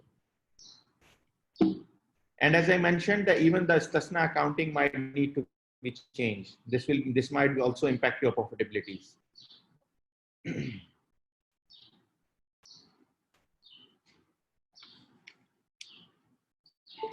Okay. Now, from the allocated time, we have used 1.5 hours. We started 10 minutes late. I believe we have 1 hour left for this standard. So we have to be very quick because there is one chapter on Sharia that I want to discuss in detail in any case. So what we will do that after completing the elements part, we will go to the last chapter first because that is more important. And then we will come back in the remaining time for the other part. Okay. So then we have the income. These are there are situations in which is considered more just and equitable to defer all a certain portion of the revenue and to amortize the same over a period of time to achieve faithful presentation for all stakeholders if one or both of the following conditions are met. A, the equity and quasi-equity of different stakeholders is utilized to execute the transaction and funds are kept involved over a period of time and it is more just and equitable to provide return on such funds over a period of time. And or the institution has a right to provide a discount in case of early payment by the customer and there is a reasonable probability that the institution shall exercise its right of providing a discount in such case. What is the significance of this one? Again, this is again different from IFRS. You know, in some of our transactions like Murabaha, when we do Murabaha, we have an absolute sale transaction, which means that if we purchase the goods for 100 and sold for 120, that 20 is our profit. And that is a profit from legal and from Sharia perspective. Even if the customer pays early, the customer does not have a legally enforceable right on us that it needs to be paid. Similarly, we have no obligation of paying back this money or there is no future economic outflow of that money. So from technical standpoint and from the initial reading of paragraph 42 to 46, this becomes our earning because the performance obligation in a Murabaha transaction, we have a long debate on this point, and let me clarify this because this is very important to understand the difference between Islamic and conventional accounting. For example, in Murabaha, when I do the sale, I provide a credit as well. But Allah subhanahu wa ta'ala said, it means that the credit price enhancement was allowed to be by Allah subhanahu wa ta'ala and the Sharia because a sale was involved. So from our perspective, we are very clear. Our standards are all based on that concept that the performance obligation in our transaction is the sale, not provision of credit. But from the conventional standpoint, if you go for reading the same transaction, some of the conventional accountants would say that actually Murabaha is provision of finance. It is extending of credit. The main purpose or main pricing of Murabaha is because of the enhancement of credit. So our difference with them is that they believe that the sale was just incorporated as a means to allow the credit, but the primary transaction is the credit transaction. So they consider it as a financial instrument. We consider from Sharia standpoint that that is not primarily a financial instrument. It's primarily a sale transaction, but the receivable which is created as a result of sale transaction is a financial instrument, we know. But according to Sharia, the receivables cannot be discounted. Similarly, if the customer does not pay on time, I cannot enhance the money further. So our contract, the conventional contract is primarily the contract of principal and interest, so that their whole accounting revolves around the principal and interest thing. Our accounting revolves around trading, because you were allowed to do trade, you were not allowed to do a financing transaction with riba. So our transaction takes a predominant sale effect. So we believe that our main performance obligation on which this transaction becomes permissible, on which this taking of profit of 20 becomes permissible, is the sale transaction. It means that you have earned that 20. You are not under no obligation to return that 20. However, Islamic financial institutions have a very complex structure. They have quasi-equity, they have multiple stakeholders. So if I recognize all the profit upfront, it might not be just and fair for the quasi-equity holders. So the view has been taken by the board very clearly. It was in basis of conclusion for standard number 28, but now we have written very clearly in the framework that if there is a transaction in which the recovery will be over a period of time, and in which the amounts of quasi-equity and equity different stakeholders is used, and it is more just and fair to give them a return over a period of time, then this is allowed to defer all or certain portion of revenue. So we are allowing a deferment of that revenue and amortizing that revenue over a period of time. So we are not changing our primary revenue recognition, rather we are allowing a deferment of this one. Any comment? Do we have a comment on this one? Yes, Nabil. How are you? I am good, alhamdulillah. Sorry? Do we have a comment, brother? No, brother, I think it's the mic got unmuted from the Okay. So let's move.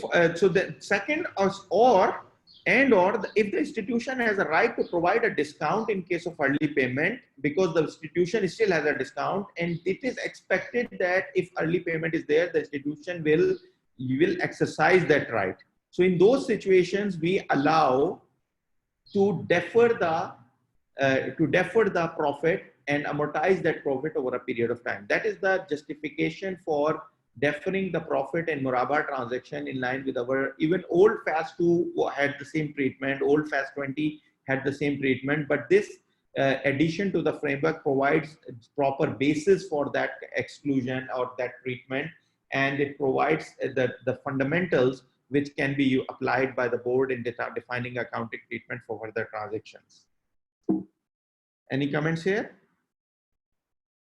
Then we have expenses. I don't want to go for detail for that. Net return on quasi-equity is an attribution of income being shared by net return attributable to quasi-equity holders during the period covered by the financial statements. Profit or loss, I don't want to go for all these things. Off balance sheet under assets under management are the assets which are funds or assets held, managed, administered, or otherwise dealt with an arrangement that gives the institution a fiduciary responsibility but not control. So this is the asset test.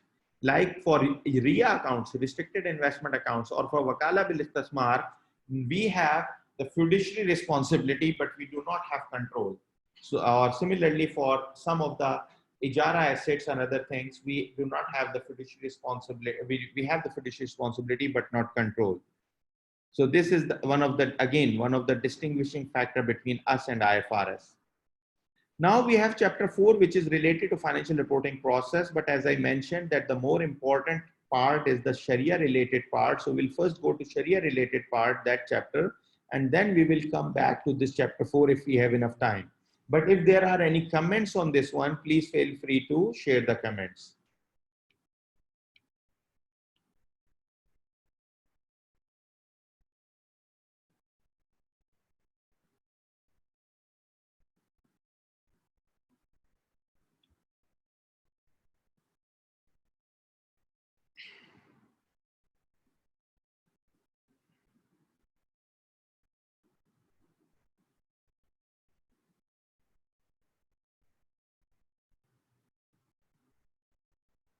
There is only one concept that I want to discuss, but we can call in the qualitative aspects. I will come back to this one if we have time, but there is one aspect that I would like to discuss. Do we have a comment? I can hear some sound. So if you have a comment, then please go ahead. Otherwise, please mute your mic.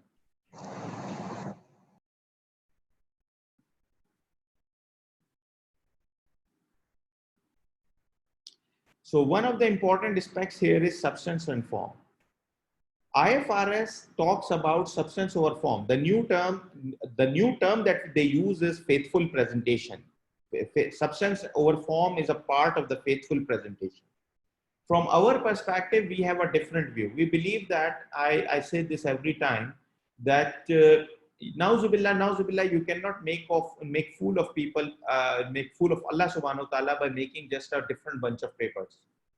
From banking perspective, we say, okay, we are the banks, we are Islamic banks, we do banking. However, we have different contracts only. And those contracts are signed, but otherwise our banking is the same like conventional. So if you want to do this thing, then you can make fool of people. And also, even you cannot make fool of people for quite long. People will not be happy for being fooled like this. But you cannot make fool of nauzubillah Allah subhanahu wa ta'ala by just making a bunch of paper which is different from the conventional and doing the banking in the same way it was being done like conventional. So what we believe that Islamic banking is not only different from conventional in its paperwork or its legal form, but also in the substance and the execution of transaction. So from Sharia perspective, we do not promote hypocrisy. We do not promote that, okay, you can have a different substance and a different form. We believe in uniformity of substance and form. So that is one of the fundamental differences in our and conventional framework, that we do not go for the concept of substance over form. Yes, we believe in faithful presentation, but we believe that the faithful presentation in the case of Islamic finance means that the paperwork and the execution of transaction are the same. So we cannot say that this paperwork was different and this transaction is different. No, our paperwork, even if there were 2 or 3 different legs of the transaction and all were executed separately, we believe all of them are to be accounted for separately. If there is a transaction which may be perceived as having a different substance, we'll go for Sharia. We'll see how Sharia perceives it. So generally speaking, we believe that substance and form of the transaction have to go the same. However, only exception to that is that in certain countries, there might be some tax laws or certain legal requirements that may have some problems. So in some situations, Sharia may accept a different legal document rather than the legal registration document or a document acceptable for tax purposes, etc. So in those situations, if the Sharia accepts that legal document as well, we believe that still we fulfill the requirement of substance and form. So this is one of the fundamental differences that we have from the conventional side. There is some long debate on this one. I think it is important to go through these examples. So there are explanations in paragraph 117. After 117, we have explanations. In certain circumstances, Sharia principles and rules may consider substance independent of the legal form or certain specific legal requirement insofar as the requirement of Sharia principles and rules are followed. For example, in certain jurisdictions, the registration record kept by the registrar or the authority may be proof of ownership of title of property. However, Sharia principles and rules take the view that contracts entered into between the parties are binding from Sharia perspective and hence are sufficient proof of ownership. In certain situations, the concept of beneficial ownership may also be relevant.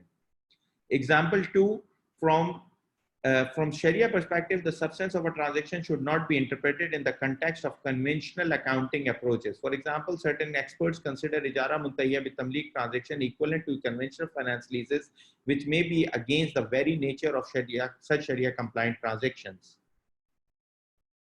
Explanation 3. Explanation 2, Sister Farida, full stop is missing, period is missing at the end.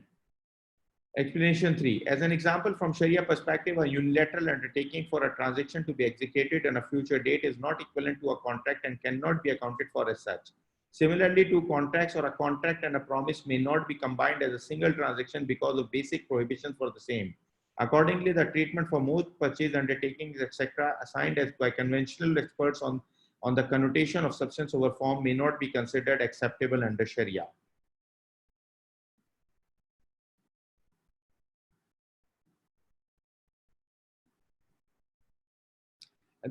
Paragraph 118, I would like to read it down.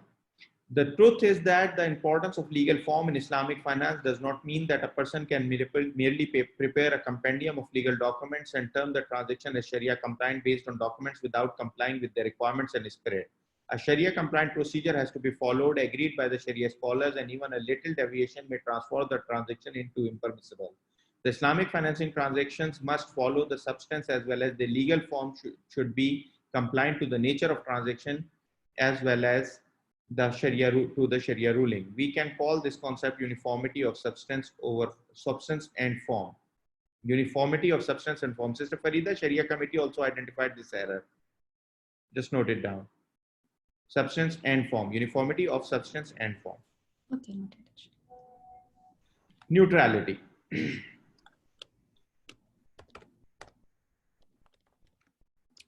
Decision usefulness. Transparency.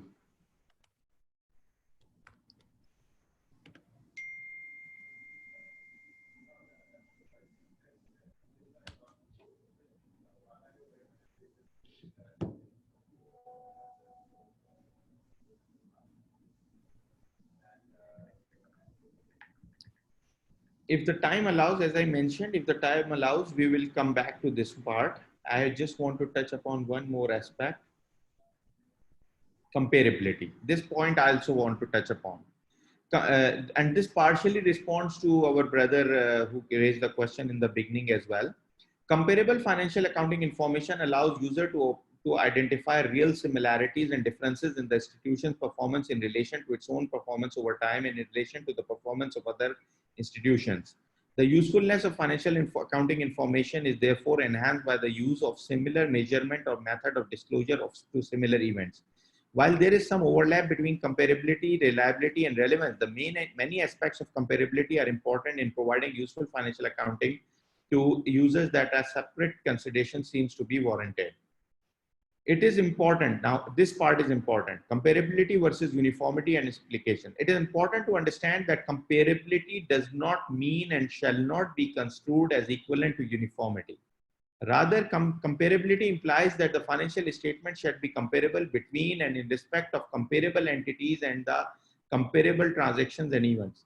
For example, for information to be comparable, like things must look alike and different things must look different. Comparability of financial information is not enhanced by making unlike things look alike any more than it is enhanced by making like things look different. Why we are emphasizing on this point and why I am sticking to it, even if we have limited time, but still I want to address this very important aspect. That a lot of people believe that Islamic financial institutions, financial statements should be comparable to the conventional so that you can compare them and you can compare their performance and you can compare the overall, different ratios, etc. What we want to say here, and this is again, what we are saying here is in line with IFRS principally, that comparability is not uniformity and comparability should be like to like. It should not be like to unlike. So it does not mean that if we want comparability, it does not mean that you reflect Islamic financial institutions' financial statement similar to that of a conventional state institution, because it is comparing apples with oranges. All the transactions of Islamic finance are not exactly the same like conventional. Some of them might be similar, like services and etc. Some of the objectives might be similar, but the transaction, risk profile, execution, stages, these are all different.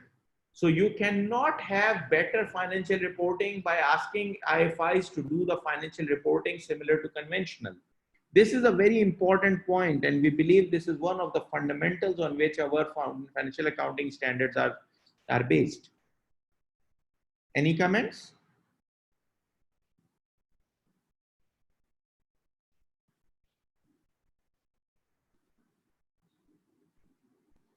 Okay, so I'll be skipping remaining sections. If we have time, we can revert back to them.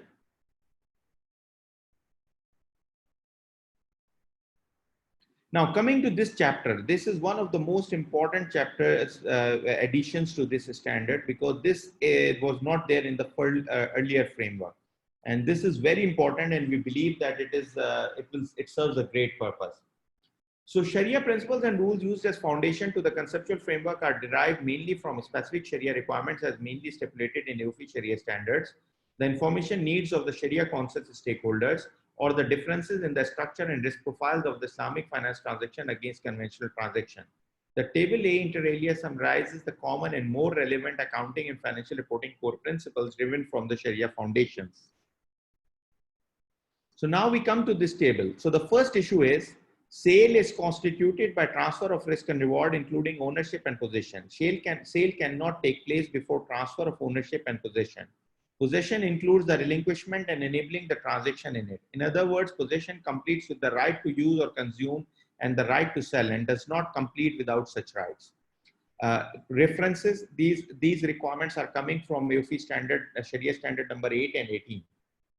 So what accounting core principles we are identifying from these Sharia principles? Number one, a sale-based transaction may not drive a return or profit unless the sale takes place, because this is the performance obligation, which shall be after possession and ownership being obtained, that is transfer of control.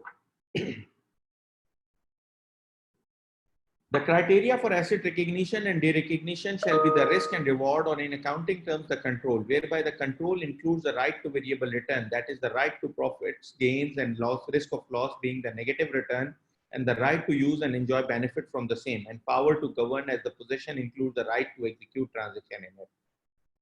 So this is the approach in this whole table, that we identified the main Sharia conditions with regard to one matter, and then we determined the accounting core principles which are there in this framework and which are used as a foundation for developing our financial accounting standards.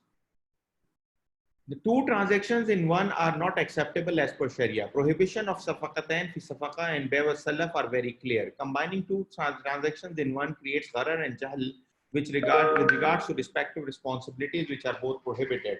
Particularly combining two contracts for same contract value, the one value for the one value for two contracts is impermissible. Combining two or more contracts or a contract and a promise can be acceptable if each one of them remains independent of each other and is executed separately, clearly identifying and implementing the elements of contract separately.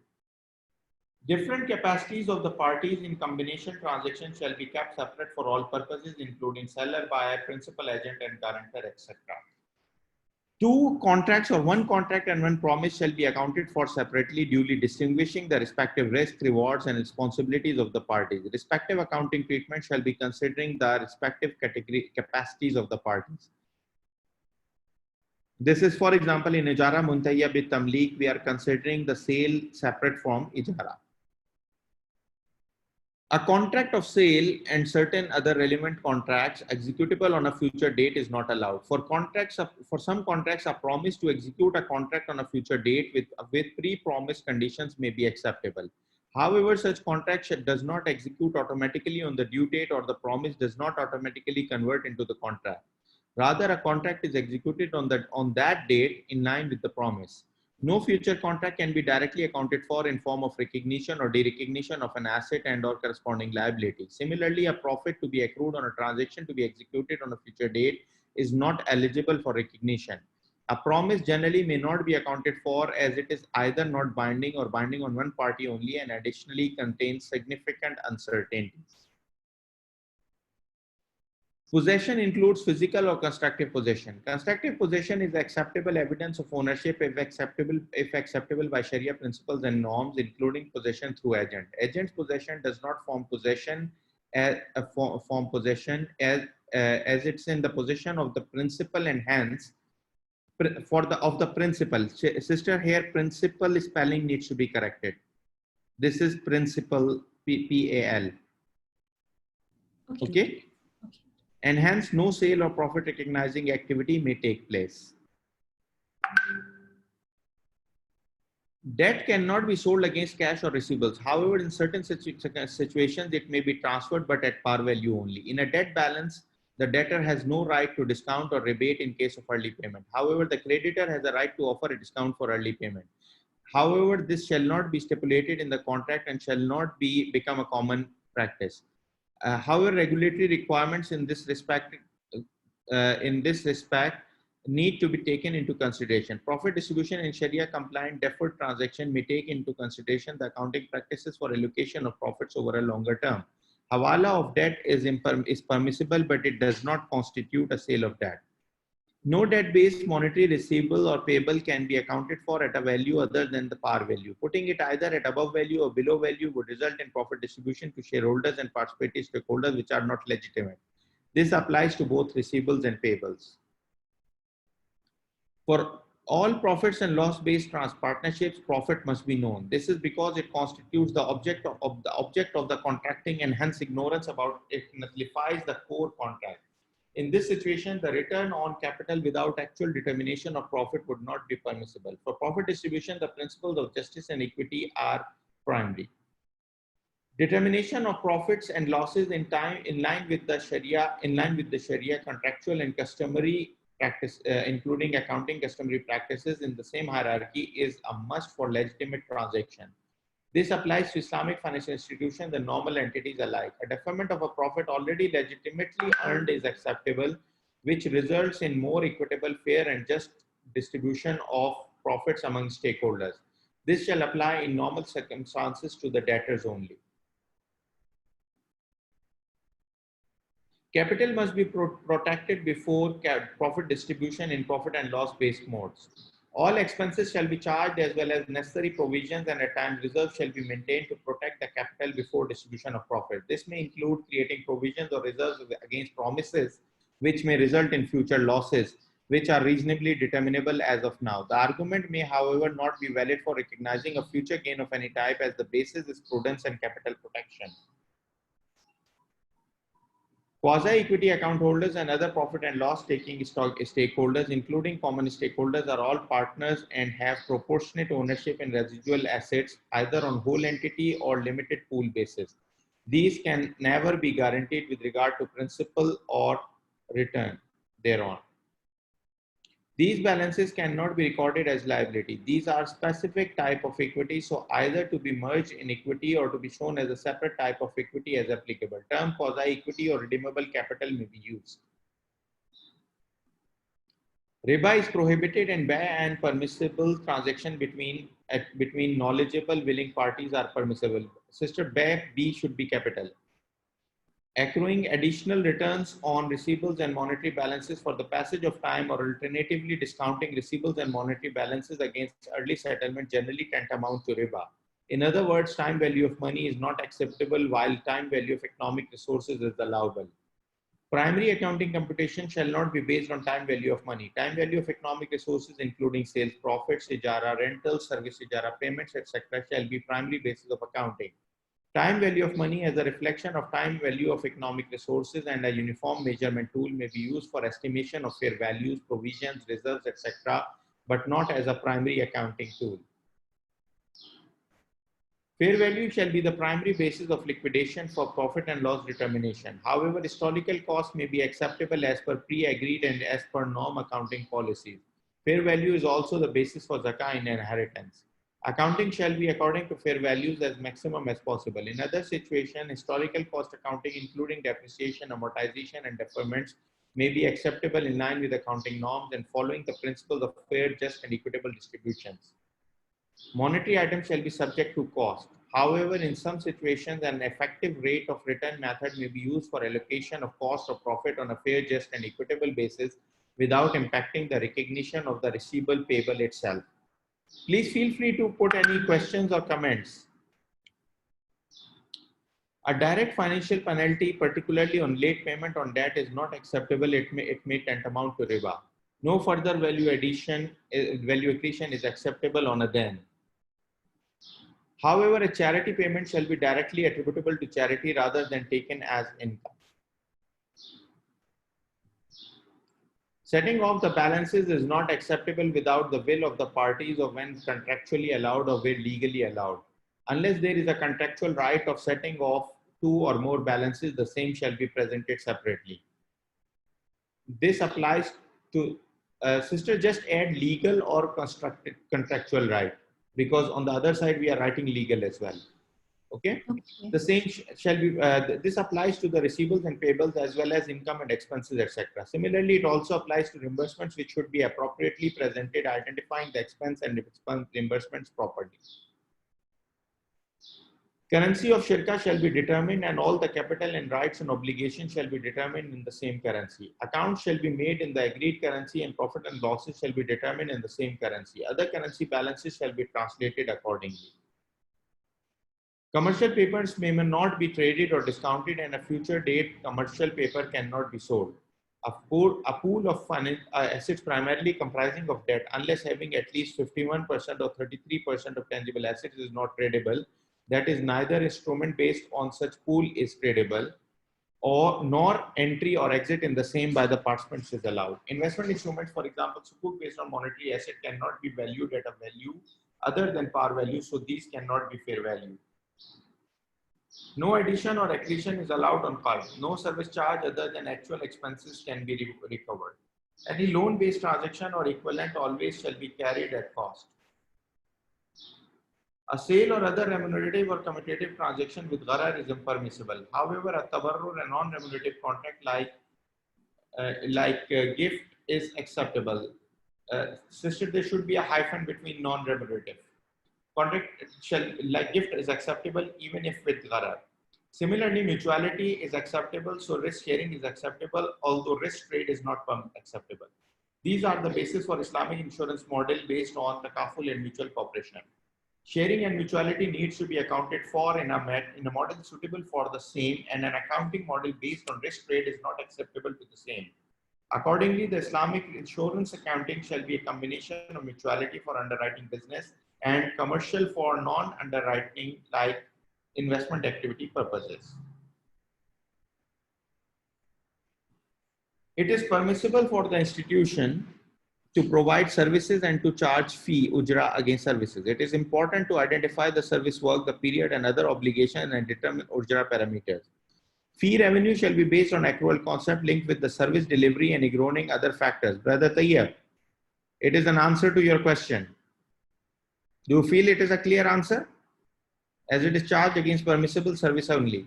Accordingly, the fee recognition in all structures of Islamic banking, insurance and capital market as well as sukuk shall be based on the delivery of service and not combined with other contracts.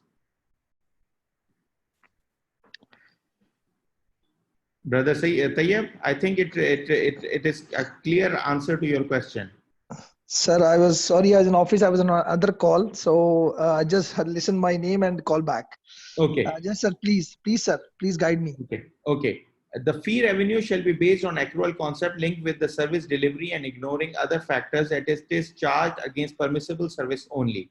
Accordingly, the fee recognition in all structures of Islamic banking, insurance and capital market as well as sukuk shall be based on the delivery of service and not combined with other contracts. That is very clear, sir. It responds to your question very clearly. That statement is very clear, sir, actually. So it is in the new conceptual framework. Framework is not yet effective, but you have the answer. Yes, sir. Because the framework is not issued, but the principle is there. So you can refer it. Yes, okay? Sir. Thank you. That's great, sir. Thank you very much. This type of clear statement was not earlier actually. Exactly. That's the reason. That's the reason. Yeah, where we can refer. This is the statement which we are referring to. AAOIFI. Actually, that is the reason that I skipped some of the slides and I came to this section, because this section, the core Sharia principles converting into accounting are very important. Actually, to be honest, a lot of people, including some scholars, don't even understand why accounting is important for this one. They say, okay, a transaction is Sharia compliant. But they don't understand that the transaction, the way it is reported, is reflecting the returns to stakeholders. So if the transaction return are not legitimate as per Sharia principles, the return that are attributed to the stakeholders, including Uria and shareholders, are not legitimate from Sharia perspective. Similarly, the rights and the claims and the responsibilities are to be reflected very clearly in line with Sharia. So unless you follow these principles, you cannot say to be honest, I have a very clear view that mere compliance with Sharia standards is not sufficient unless you comply with the proper financial reporting on the same. No, this is very true, sir. Okay. Off-balance sheet assets under management represent the amounts whereby owners authorize the Mudarib to invest them on the basis of Mudarba in a specific project or investment program. Considering that the investors are owners and the Mudarib has no governance powers limited to follow the instructions, hence assets representing the same are not in control of the investor. Accordingly, these shall be, sorry, again, there is a typo error. Somebody, Sister Farida? Yes, brother. I think there is somebody did some editing to this one, because we are talking about not in the control of the investee or the Mudarib. Okay. Okay, I'll have a look at this. Yeah, of the Mudarib oblique Wakil. We need to write here, instead of the Mudarib. investor, we need to write Mudarib oblique Wakil. Yes. Accordingly, yes. these shall be off balance sheet accounts. Constructive liquidation of Mudarba and Musharka ventures for profit distribution is acceptable. Accounting shall reflect the most suitable, just and equitable figures so that the distributions and allocation of profits and losses reflect the rightful interest and liabilities of the parties. Agency is the act of one party delegating the others to act on its behalf in which what can be a subject. Don't use a Wakil in this one. Only mention Mudarib. Is not in control of the Mudarib. Okay. But because Wakil is addressed here in 20. Agency is the act of one party delegating the other to act on its behalf, on which can be a subject matter of delegation. The principal should have the right to dispose of the assets in question, or otherwise having full capacity over the subject matter. Investment agency means just appointing another person to invest and grow one's wealth with or without fee. The relationship of agency shall be kept separate from the transaction between the parties, that, for example, in case of Murabha. Wakala and its types are including particularly the investment agency determine the capacity of the parties whereby the principal has the ownership and responsibility of liability for the subject matter while the agent works on his behalf. Accordingly, all assets and liabilities related to an agency arrangement shall be recorded in the books of the principal. In other words, these shall be kept off balance sheet for the agent. The institution, this is in line with our new standard on Wakala bil Istismar. Only one clarification: in the standard, we allowed if the funds are commingled in line with Sharia requirements with the Mudarba fund, then if the particular method of commingling is followed by reinvesting the Wakala fund in the Mudarba, in this situation, we have an option to bring the Wakala funds on balance sheet. Otherwise, Wakala funds, not only in this framework, but also in the Wakala standard number 31, are considered to be kept off balance sheet. The institution must disclose the method of profit calculation. The institution must specify the significant terms and conditions in the contracts. However, the accounting policies and significant treatments must be transparently presented in the financial statements. It is permissible to adopt Sharia-compliant customary accounting practices to calculate profit. It's permissible to adopt Sharia-compliant customary practices as long as they do not contravene any Sharia ruling. Ibn Masud states that what the Muslim deem good, then it is good in the sight of Allah. The profit computation of the transaction, as well as for the purpose of accounting and distribution amongst the stakeholders, may be based on the customary accounting practices insofar as these are in line with Sharia. And this is the basis where if there is no Sharia issue, we are willing to withdraw our standards and go for IFRS or other generally accepted accounting principles. Contractual relationship between the two parties is not affected by the accounting profit recognition method. Accounting shall reflect the fair and transparent view in considering the stakeholders, including shareholders and other participating stakeholders, and not the customer. For example, the JARA customer who still might need to pay an amount different from the amount recognized. So the point is that the accounting can be different from the amortization schedule for the customer financing. This is the core point. Okay, so we have gone through most of the important parts of this this framework. Other sections, I believe we do not need to go through completely. We have a little bit time available. Yes, brother. Yes, there's a comment in the chat box. One participant wants explanation of point 15. Point number 15. 15. Okay. Actually, this is now changing. maybe the final version will have it separate. Let me go back there. Okay, the issue is that no, it's not point number 15. It's point number 14. Let me see the chat again. I think it's about point number 14. Yes, it's 14. Yeah, brother, it's point number 14. Now, the issue is that now this point is slightly changed by our Sharia committee, because we have issued from the Sharia side, we have recently issued Bayuddin standard. So that's when we were working on this one, the Bayuddin standard was not final, but before finalization of this one, the Bayuddin standard is final. So we will update this one in line with the recommendation of the Sharia committee. The main issue is, let's understand the issue. Let's forget the percentage. So the main issue is that if I have a pool of asset and all pool of asset comprise of Murabaha receivable. So if I create a commercial paper on this one, or if I create a urea pool on this one, or a RIA pool, al-Wakala bil istismar pool. So it means that when I create a pool and take people's money against this money, I'm selling them debt against cash. Or if I make a commercial paper on that, it means that I'm selling debt against cash, which is prohibited. Debt cannot be sold against cash. Particularly, halawala is possible, but value above or below is not acceptable at all. So the majority rule applies here. Yeah, exactly. So the rule as per AAOIFI standard is 51%, but at one place we have mentioned 33 as well. General rule is 51%. Yeah, this is the one I understood from the OIC. Yeah, OIC has 51. We have 51 at one place and 33 at one place, I believe. 33 is for the ongoing basis, I think. Okay. So, but then there is a new, but the Bayuddin standard slightly changed this treatment. So we have noted that correction from the Sharia committee, which is not incorporated in this exposure draft, but it will be incorporated in the final version. So sister, we need to add reference to the Bayuddin standard. Brother Harun and sister Farida, we need to add a reference to Bayuddin standard and change the comment as per comment of the Sharia committee. So 51% for us, we want 51%, but the Bayuddin standard is now providing a little bit flexibility with regard to the shares. If the pool is created into a corporate entity, then the situation is different, because the corporate entity has its brand, its goodwill, its own future business perspectives. So that has a little bit different nature. So this is actually, but the core principle of 51% remains the same, but the flexibility part has changed. Okay. All right. Thank you, brother. It was a very good comment.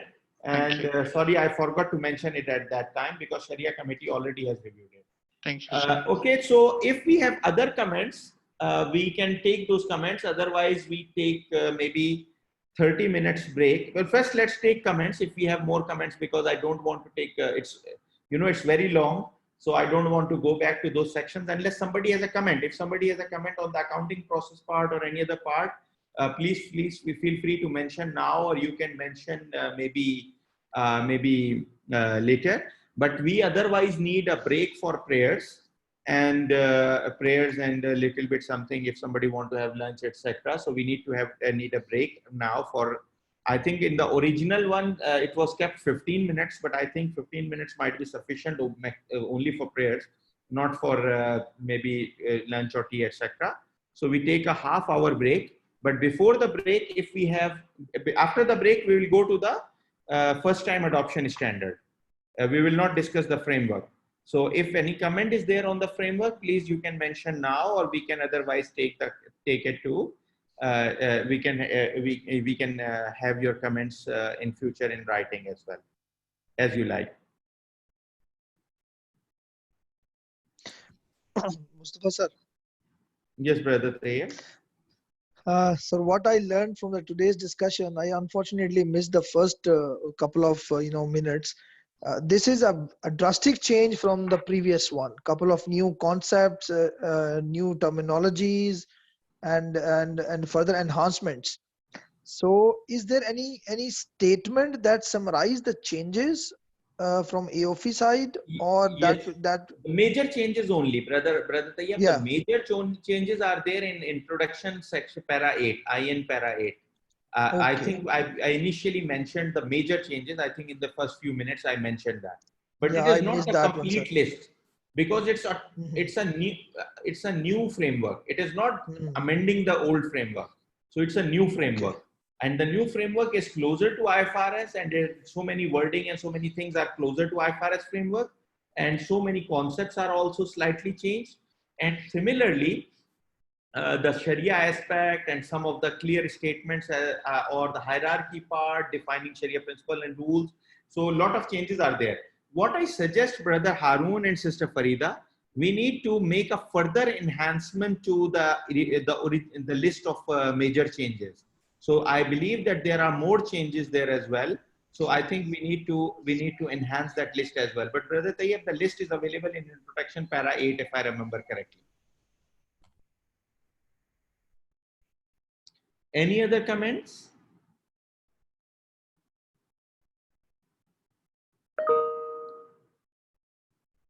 Do we have any other comments now? Okay, so we take a break for half hour. So we will join back at 11:45 Bahrain time again. You can keep connected or you can join again as you like with the same link. And then we will be discussing the first time adoption of the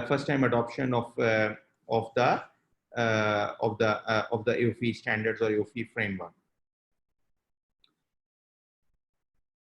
Thank you everybody for joining. I can understand that some of you will not be able to join again. So those who are able to join again, welcome. And those who are unable to join again, thank you very much for being with us. And Allah bless you. Keep all of you safe. So inshallah, after half hour, we will start the second public hearing. Inshallah. Thank you very much. Assalamu alaikum.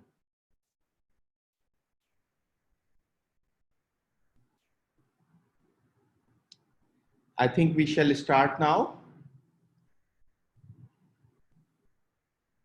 Bismillahirrahmanirrahim. Welcome everybody for today's second public hearing session. This session, we are going to discuss the first time adoption of AOIFI standards, accounting standards. And there are different aspects to that. The standard is not a very detailed standard. Let me just give you a little bit background. The standard in IFRS, we have a standard on first time adoption of IFRS. In AOIFI, we used to have a guidance note. The guidance note is still there. The guidance note is still applicable. However, there are two things. Number one, the guidance note does not have the status equivalent to the status of a standard. So that is part one. Secondly, we felt that there is some minor improvement needs to that guidance note. So we created a small project to update the guidance note and convert it into a standard. One of the important things that in the morning, as I mentioned about the process of due process of standard setting, the guidance note is not subject to the whole process of standard setting. So the guidance note that was earlier there was not subject to all the requirements. But now with this guidance note being converted and improved into a standard, we are following through the whole accounting standard development process.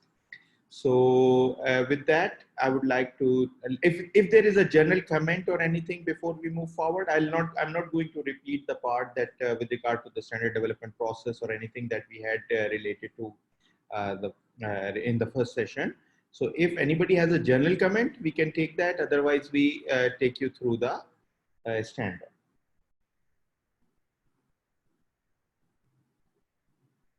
Okay, so please allow me to share the screen now.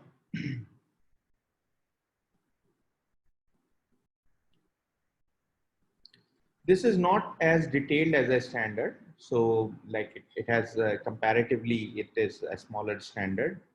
And as I mentioned that, to be honest, the work required on this one was just improvement. And for sure, there were some aspects of improvement, particularly with regard to those institutions who are converting, etc. It's not because in IFRS, it is actually about adoption of a standard only. But in our case, it is not only about adoption of standard, because at times adoption of standards take place with the conversion of an institution as well, like a conventional bank converting or conventional bank starting an Islamic window. So in those situations, it is not only about adoption of standards, it's also a link to the conversion of the business model from conventional to Islamic. So these aspects are also covered partially in that. So let's go through the standard. A little bit background I have given to you, so I'm not going to go the section and the introduction section unless you people have a comment on that. So if somebody has a comment, then please. One standard we specifically referred, our standards are to be read with the Sharia standards, but one standard we particularly referred to is Sharia standard number 6, conversion of a conventional bank to an Islamic bank. Because we understand that some situations, the first time adoption of AAOIFI financial accounting standard include the conversion part.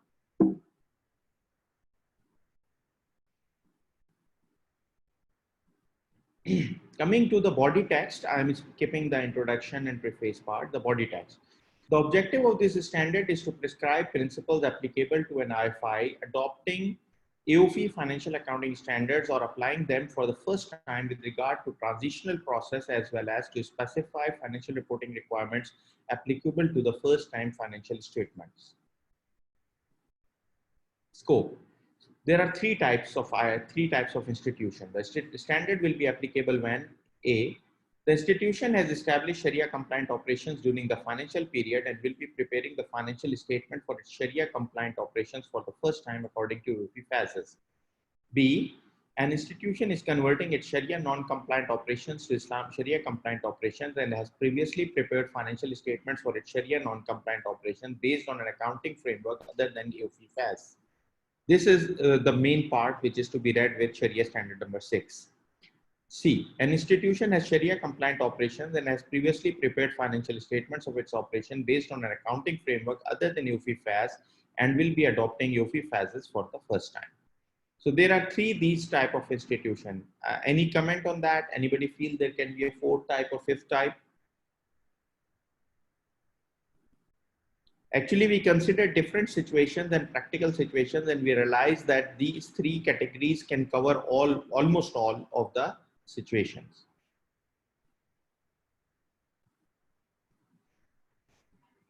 One thing to clarify, this does not apply to an institution, just to clarify, this does not apply to an institution which was even earlier subject to AAOIFI FAS, but was not following AAOIFI FAS. For example, there is an institution who was subject to AAOIFI FAS and was doing treatment for maybe repos or treatment for sukuk or treatment for wakala, etc., not in line with AAOIFI FAS. So when the new FAS becomes applicable or when the entity adopts new FAS, it will apply the requirements of that FAS and if there is a transitional provision in that FAS. But this standard will not be applicable in those situations. So this is applicable only when the whole AAOIFI framework and all of the AAOIFI FAS are applied at the same time.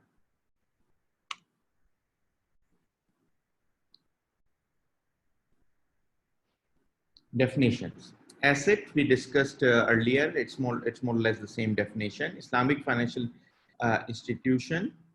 Brother Harun, Sister Farida, we need to make sure that FAS 1, this standard and framework definitions are exactly the same. This is because framework was discussed by Sharia committee, so there were some changes, etc. So just make sure that all the definitions remain the same. So I'm not going to all the definitions, but there is one important definition here. Opening statement of financial position. It is the statement prepared under requirements of paragraph 7 to 12.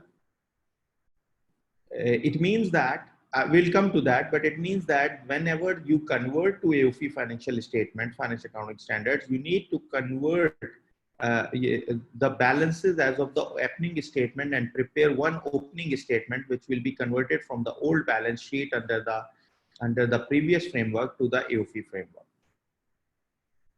The definition of quasi-equity, Sharia-compliant operations is something we need to define here. Sharia-compliant operations are the operations conducted by an institution that are compliant with Sharia principles and rules. Sharia non-compliant operations are the operations conducted by an institution or other entity that are not in compliance with Sharia principles and rules. Sharia principles and rules have the same as we discussed in case of framework today. Now coming to principles applicable on first time adoption or application of AAOIFI FASs, conversion to AAOIFI FASs during the period. An institution adopting AAOIFI FASs for the first time shall prepare financial statements for the period of transition based on AAOIFI FASs from the first day of the current year of transition, irrespective of the actual day of transition.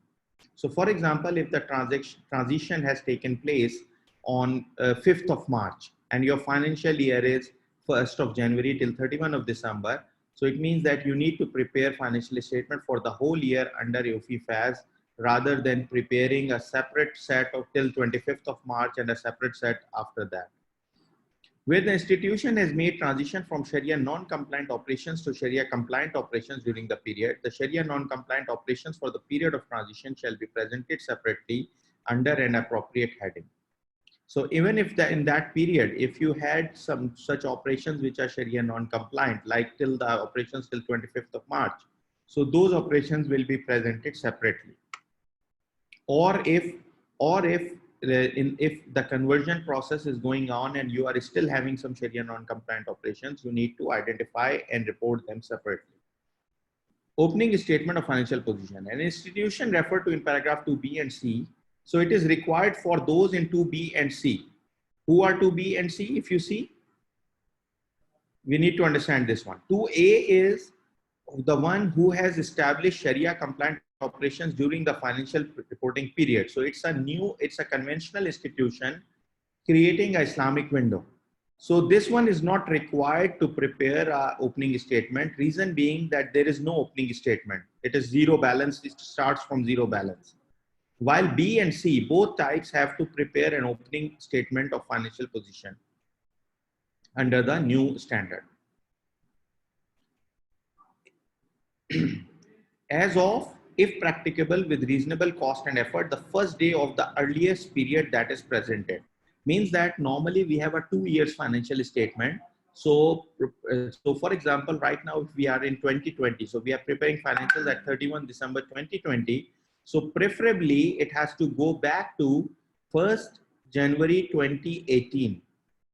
2019, 31 December 2018. So we are talking about earliest period presented if practicable. But if it is not practicable, then it should be on the first day of the current year of transition. So in this case, it will be 1st January 2020. So it has to be either 1st January 2019 or 2020. There is one issue with regard to whether there should be two balance sheets or 3 balance sheets. We'll discuss it later. Any comment? The opening statement of financial position shall include all assets and liabilities that should be recognized according to AAOIFI FAS. The opening statement of financial position shall recognize the quasi-equity according to AAOIFI FAS that may have previously been recognized as liability or equity according to a framework of accounting other than AAOIFI FAS. The assets, liabilities, quasi-equity and owner's equity presented in the opening statement of financial position shall be measured and reclassified if required according to the provisions of respective AAOIFI FAS.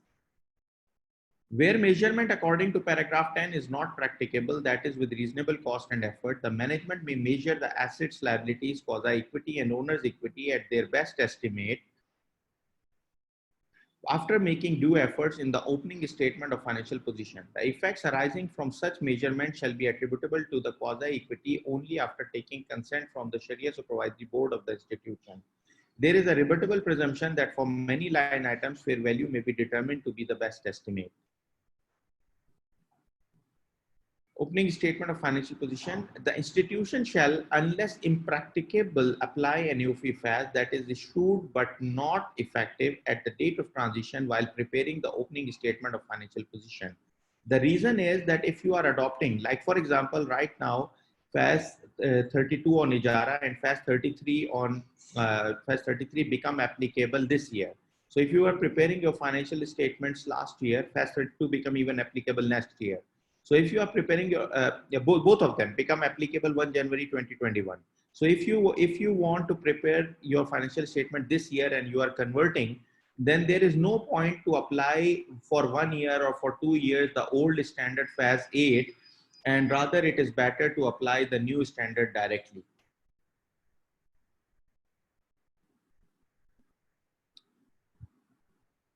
An institution shall follow accounting policies in relevant accordance with the AAOIFI FAS starting from the date of the opening statement of financial position as referred in paragraph 7 on prospective basis. Means that after that balance, you have to apply the new policy prospectively. Those balances will be determined as per AAOIFI FAS, and after that you apply the new policy. The same accounting policy shall be used to prepare the opening statement of financial position and the periods presented in the first financial statement prepared using the AAOIFI FAS. The transitional adjustment shall be distinguished and classified separately for the part attributable to the quasi-equity holders, to the owner's equity, and to the off-balance sheet assets under management and recognized accordingly. The institution shall make estimates and apply judgment on similar basis according to AAOIFI FAS that would have been made or applied if the institution had used the previous accounting framework, unless the management can objectively prove that the previous basis resulted in erroneous estimates. So this is one important point, that in the areas where estimates and judgments were applied, you are not necessarily required to change them.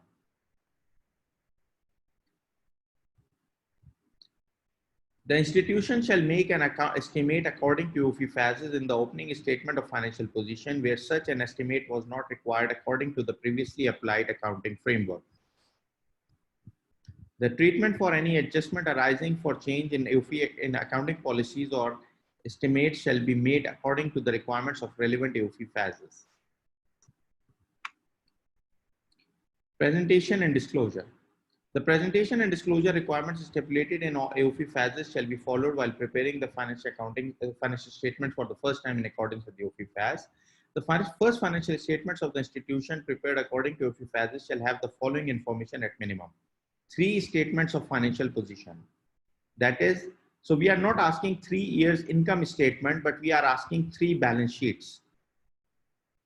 The opening statement of financial position as prescribed in paragraph 7, the statement of financial position for the current period, and a comparative statement of financial position for the previous period.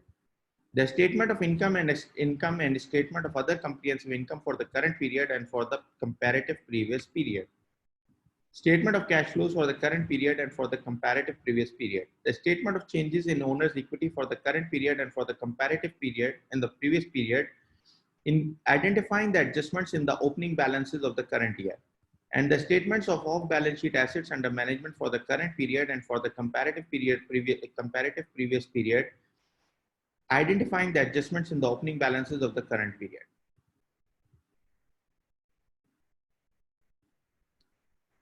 The institution's first financial statements under AAOIFI FASs shall also contain the following disclosures in the notes to the financial statements: descriptive information on significant differences between the previous framework and AAOIFI FAS that have effect on the financial statements. Disclosure of the summarized effects on the financial statements arising from the changes from previous accounting framework to AAOIFI FAS. Disclosure of the effects relating to balances in the investment accounts, policies for profit equalization reserve and investment risk reserves, and distribution of profits from investment that has arisen due to the conversion from previous accounting framework to AAOIFI FAS. Disclosure on the plan and strategy to achieve Sharia compliance for activities by the institution and its related entities that are currently not Sharia compliant. Disclosures of assets, liabilities, income, other comprehensive income, expenses, and other financial commitment, as well as contingent items that are yet to comply with Sharia. Disclosure of charity arising from Sharia non-compliant income arising from adjustments in the retained earning. Paragraph 20 shall also apply even if the institution elects to report and present comparative information referred to in paragraph 19. Interim financial reports. If the institution prepares interim financial reports during the financial year in which AAOIFI FASs are adopted for the first time, the requirements of paragraph 5, 18, and 21 shall not be applicable while reporting and presenting the interim financial reports. Effective date will be, it will be effective immediately because there is no need for effective date. It will be effective immediately for the any institution that is converting or any institution that is adopting AAOIFI standards.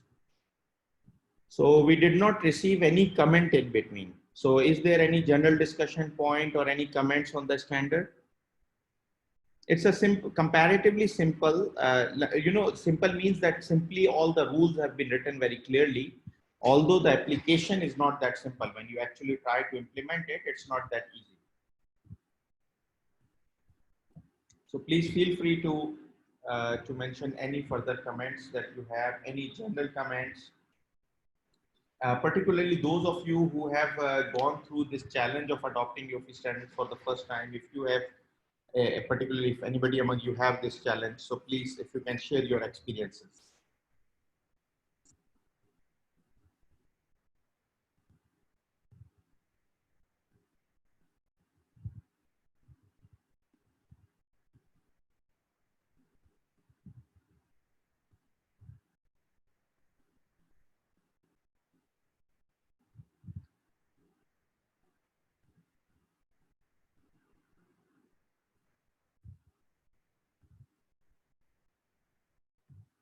There are no comments.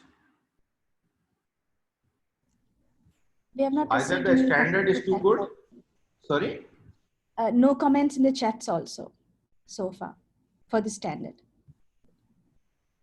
So actually, either the standard is too good or you guys feel sleeping after this afternoon break.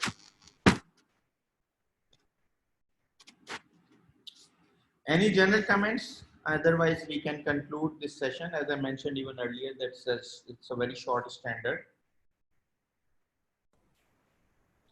Now, Brother Amar, Assalamu alaikum. Yes, Brother Saqib. Alaikum No, assalam. no, what is the next step after this? Like, thanks. It's a very, very useful session. For this, actually, I think we need to conduct at least one public hearing more for this one, and we are waiting for some written comments as well. Shortly, we will be finalizing it, but there is one issue that it has reference to other comprehensive income, etc. So we might need to wait for FAS 1 to finalize before we issue this one. So maybe we might need to wait till that time. So the Yes, board I will think decide okay. on that. Yeah. Okay, so because the FAS comprehensive 1, income is a area of confusion. Yeah, because we need because if we issue before FAS 1, then there can be a difference between the two. So, or otherwise we issue it without other comprehensive income and then we do the consequential amendments like other standards. So this is actually one point. The idea honestly is that framework, this standard and FAS 1 finally will be issued all at the same date because they have corresponding changes. Actually, we are working on a fourth standard as well, which is interim financial statements. Maybe that one will also come with the same, but that can come later. But again, that one cannot come before these. Yeah, agreed. Sir. So if we don't have any other comment, then we conclude, and we would like to thank all of you for being present. And we understand that there are not enough comments because this is a very specialized subject. Not all of you might have gone through this process of conversion, but we will request you that please spare some time, read the standard. If you feel any ambiguity, if you feel any clarity needed, please write to us. Brother Ansari, just Assalamu alaikum. Just one question. Walaikum salam, brother. Yeah. In the case where we are either, let's say, for example, an Islamic financial institution is using the IFRS, or you are converting an existing IFI to the AAOIFI FAS. Now, with regard to, we will adopt the current reporting system to the AAOIFI FAS and the previous year. I mean, as mentioned someplace in the standard. Yeah, so for example, this is the current year, 2020. So you are having a institution converting in 2020. So first thing we are saying that 2020, it shall apply from the beginning. It cannot be applied from the mid of the year. Second thing we are saying that preferred is that you apply everything from the 1st of January 2019. So the opening statement should preferably be as of 2019. However, if it is not possible without undue cost and effort, so you can go with 1st January 2020 as well. So this is the flexibility available because Okay. of so many complications that can be there. So we can also, we would have also to apply the year before just for comparison basis, huh? Just Yeah, one year is. exactly. And there All will right. be effects on equity, there will be effects on quasi-equity, there will be effects on off-balance sheet managed assets. So these are all to be shown in the statement of changes in equity. All right. Okay. Thank you, brother. Thank you. Any other brother or sister have a comment before we conclude?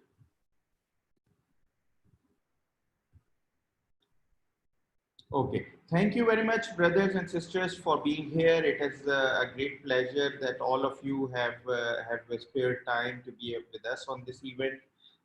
We can understand that is a very straightforward and simple reading standard. As I mentioned, that in terms of application, there might be complexities, but with regard to reading, etc., it's quite straightforward. But still, if possible, if you can spare time and give some comments in writing, it will be good. For now, thank you very much. Assalamu alaikum wa rahmatullahi wa barakatuh.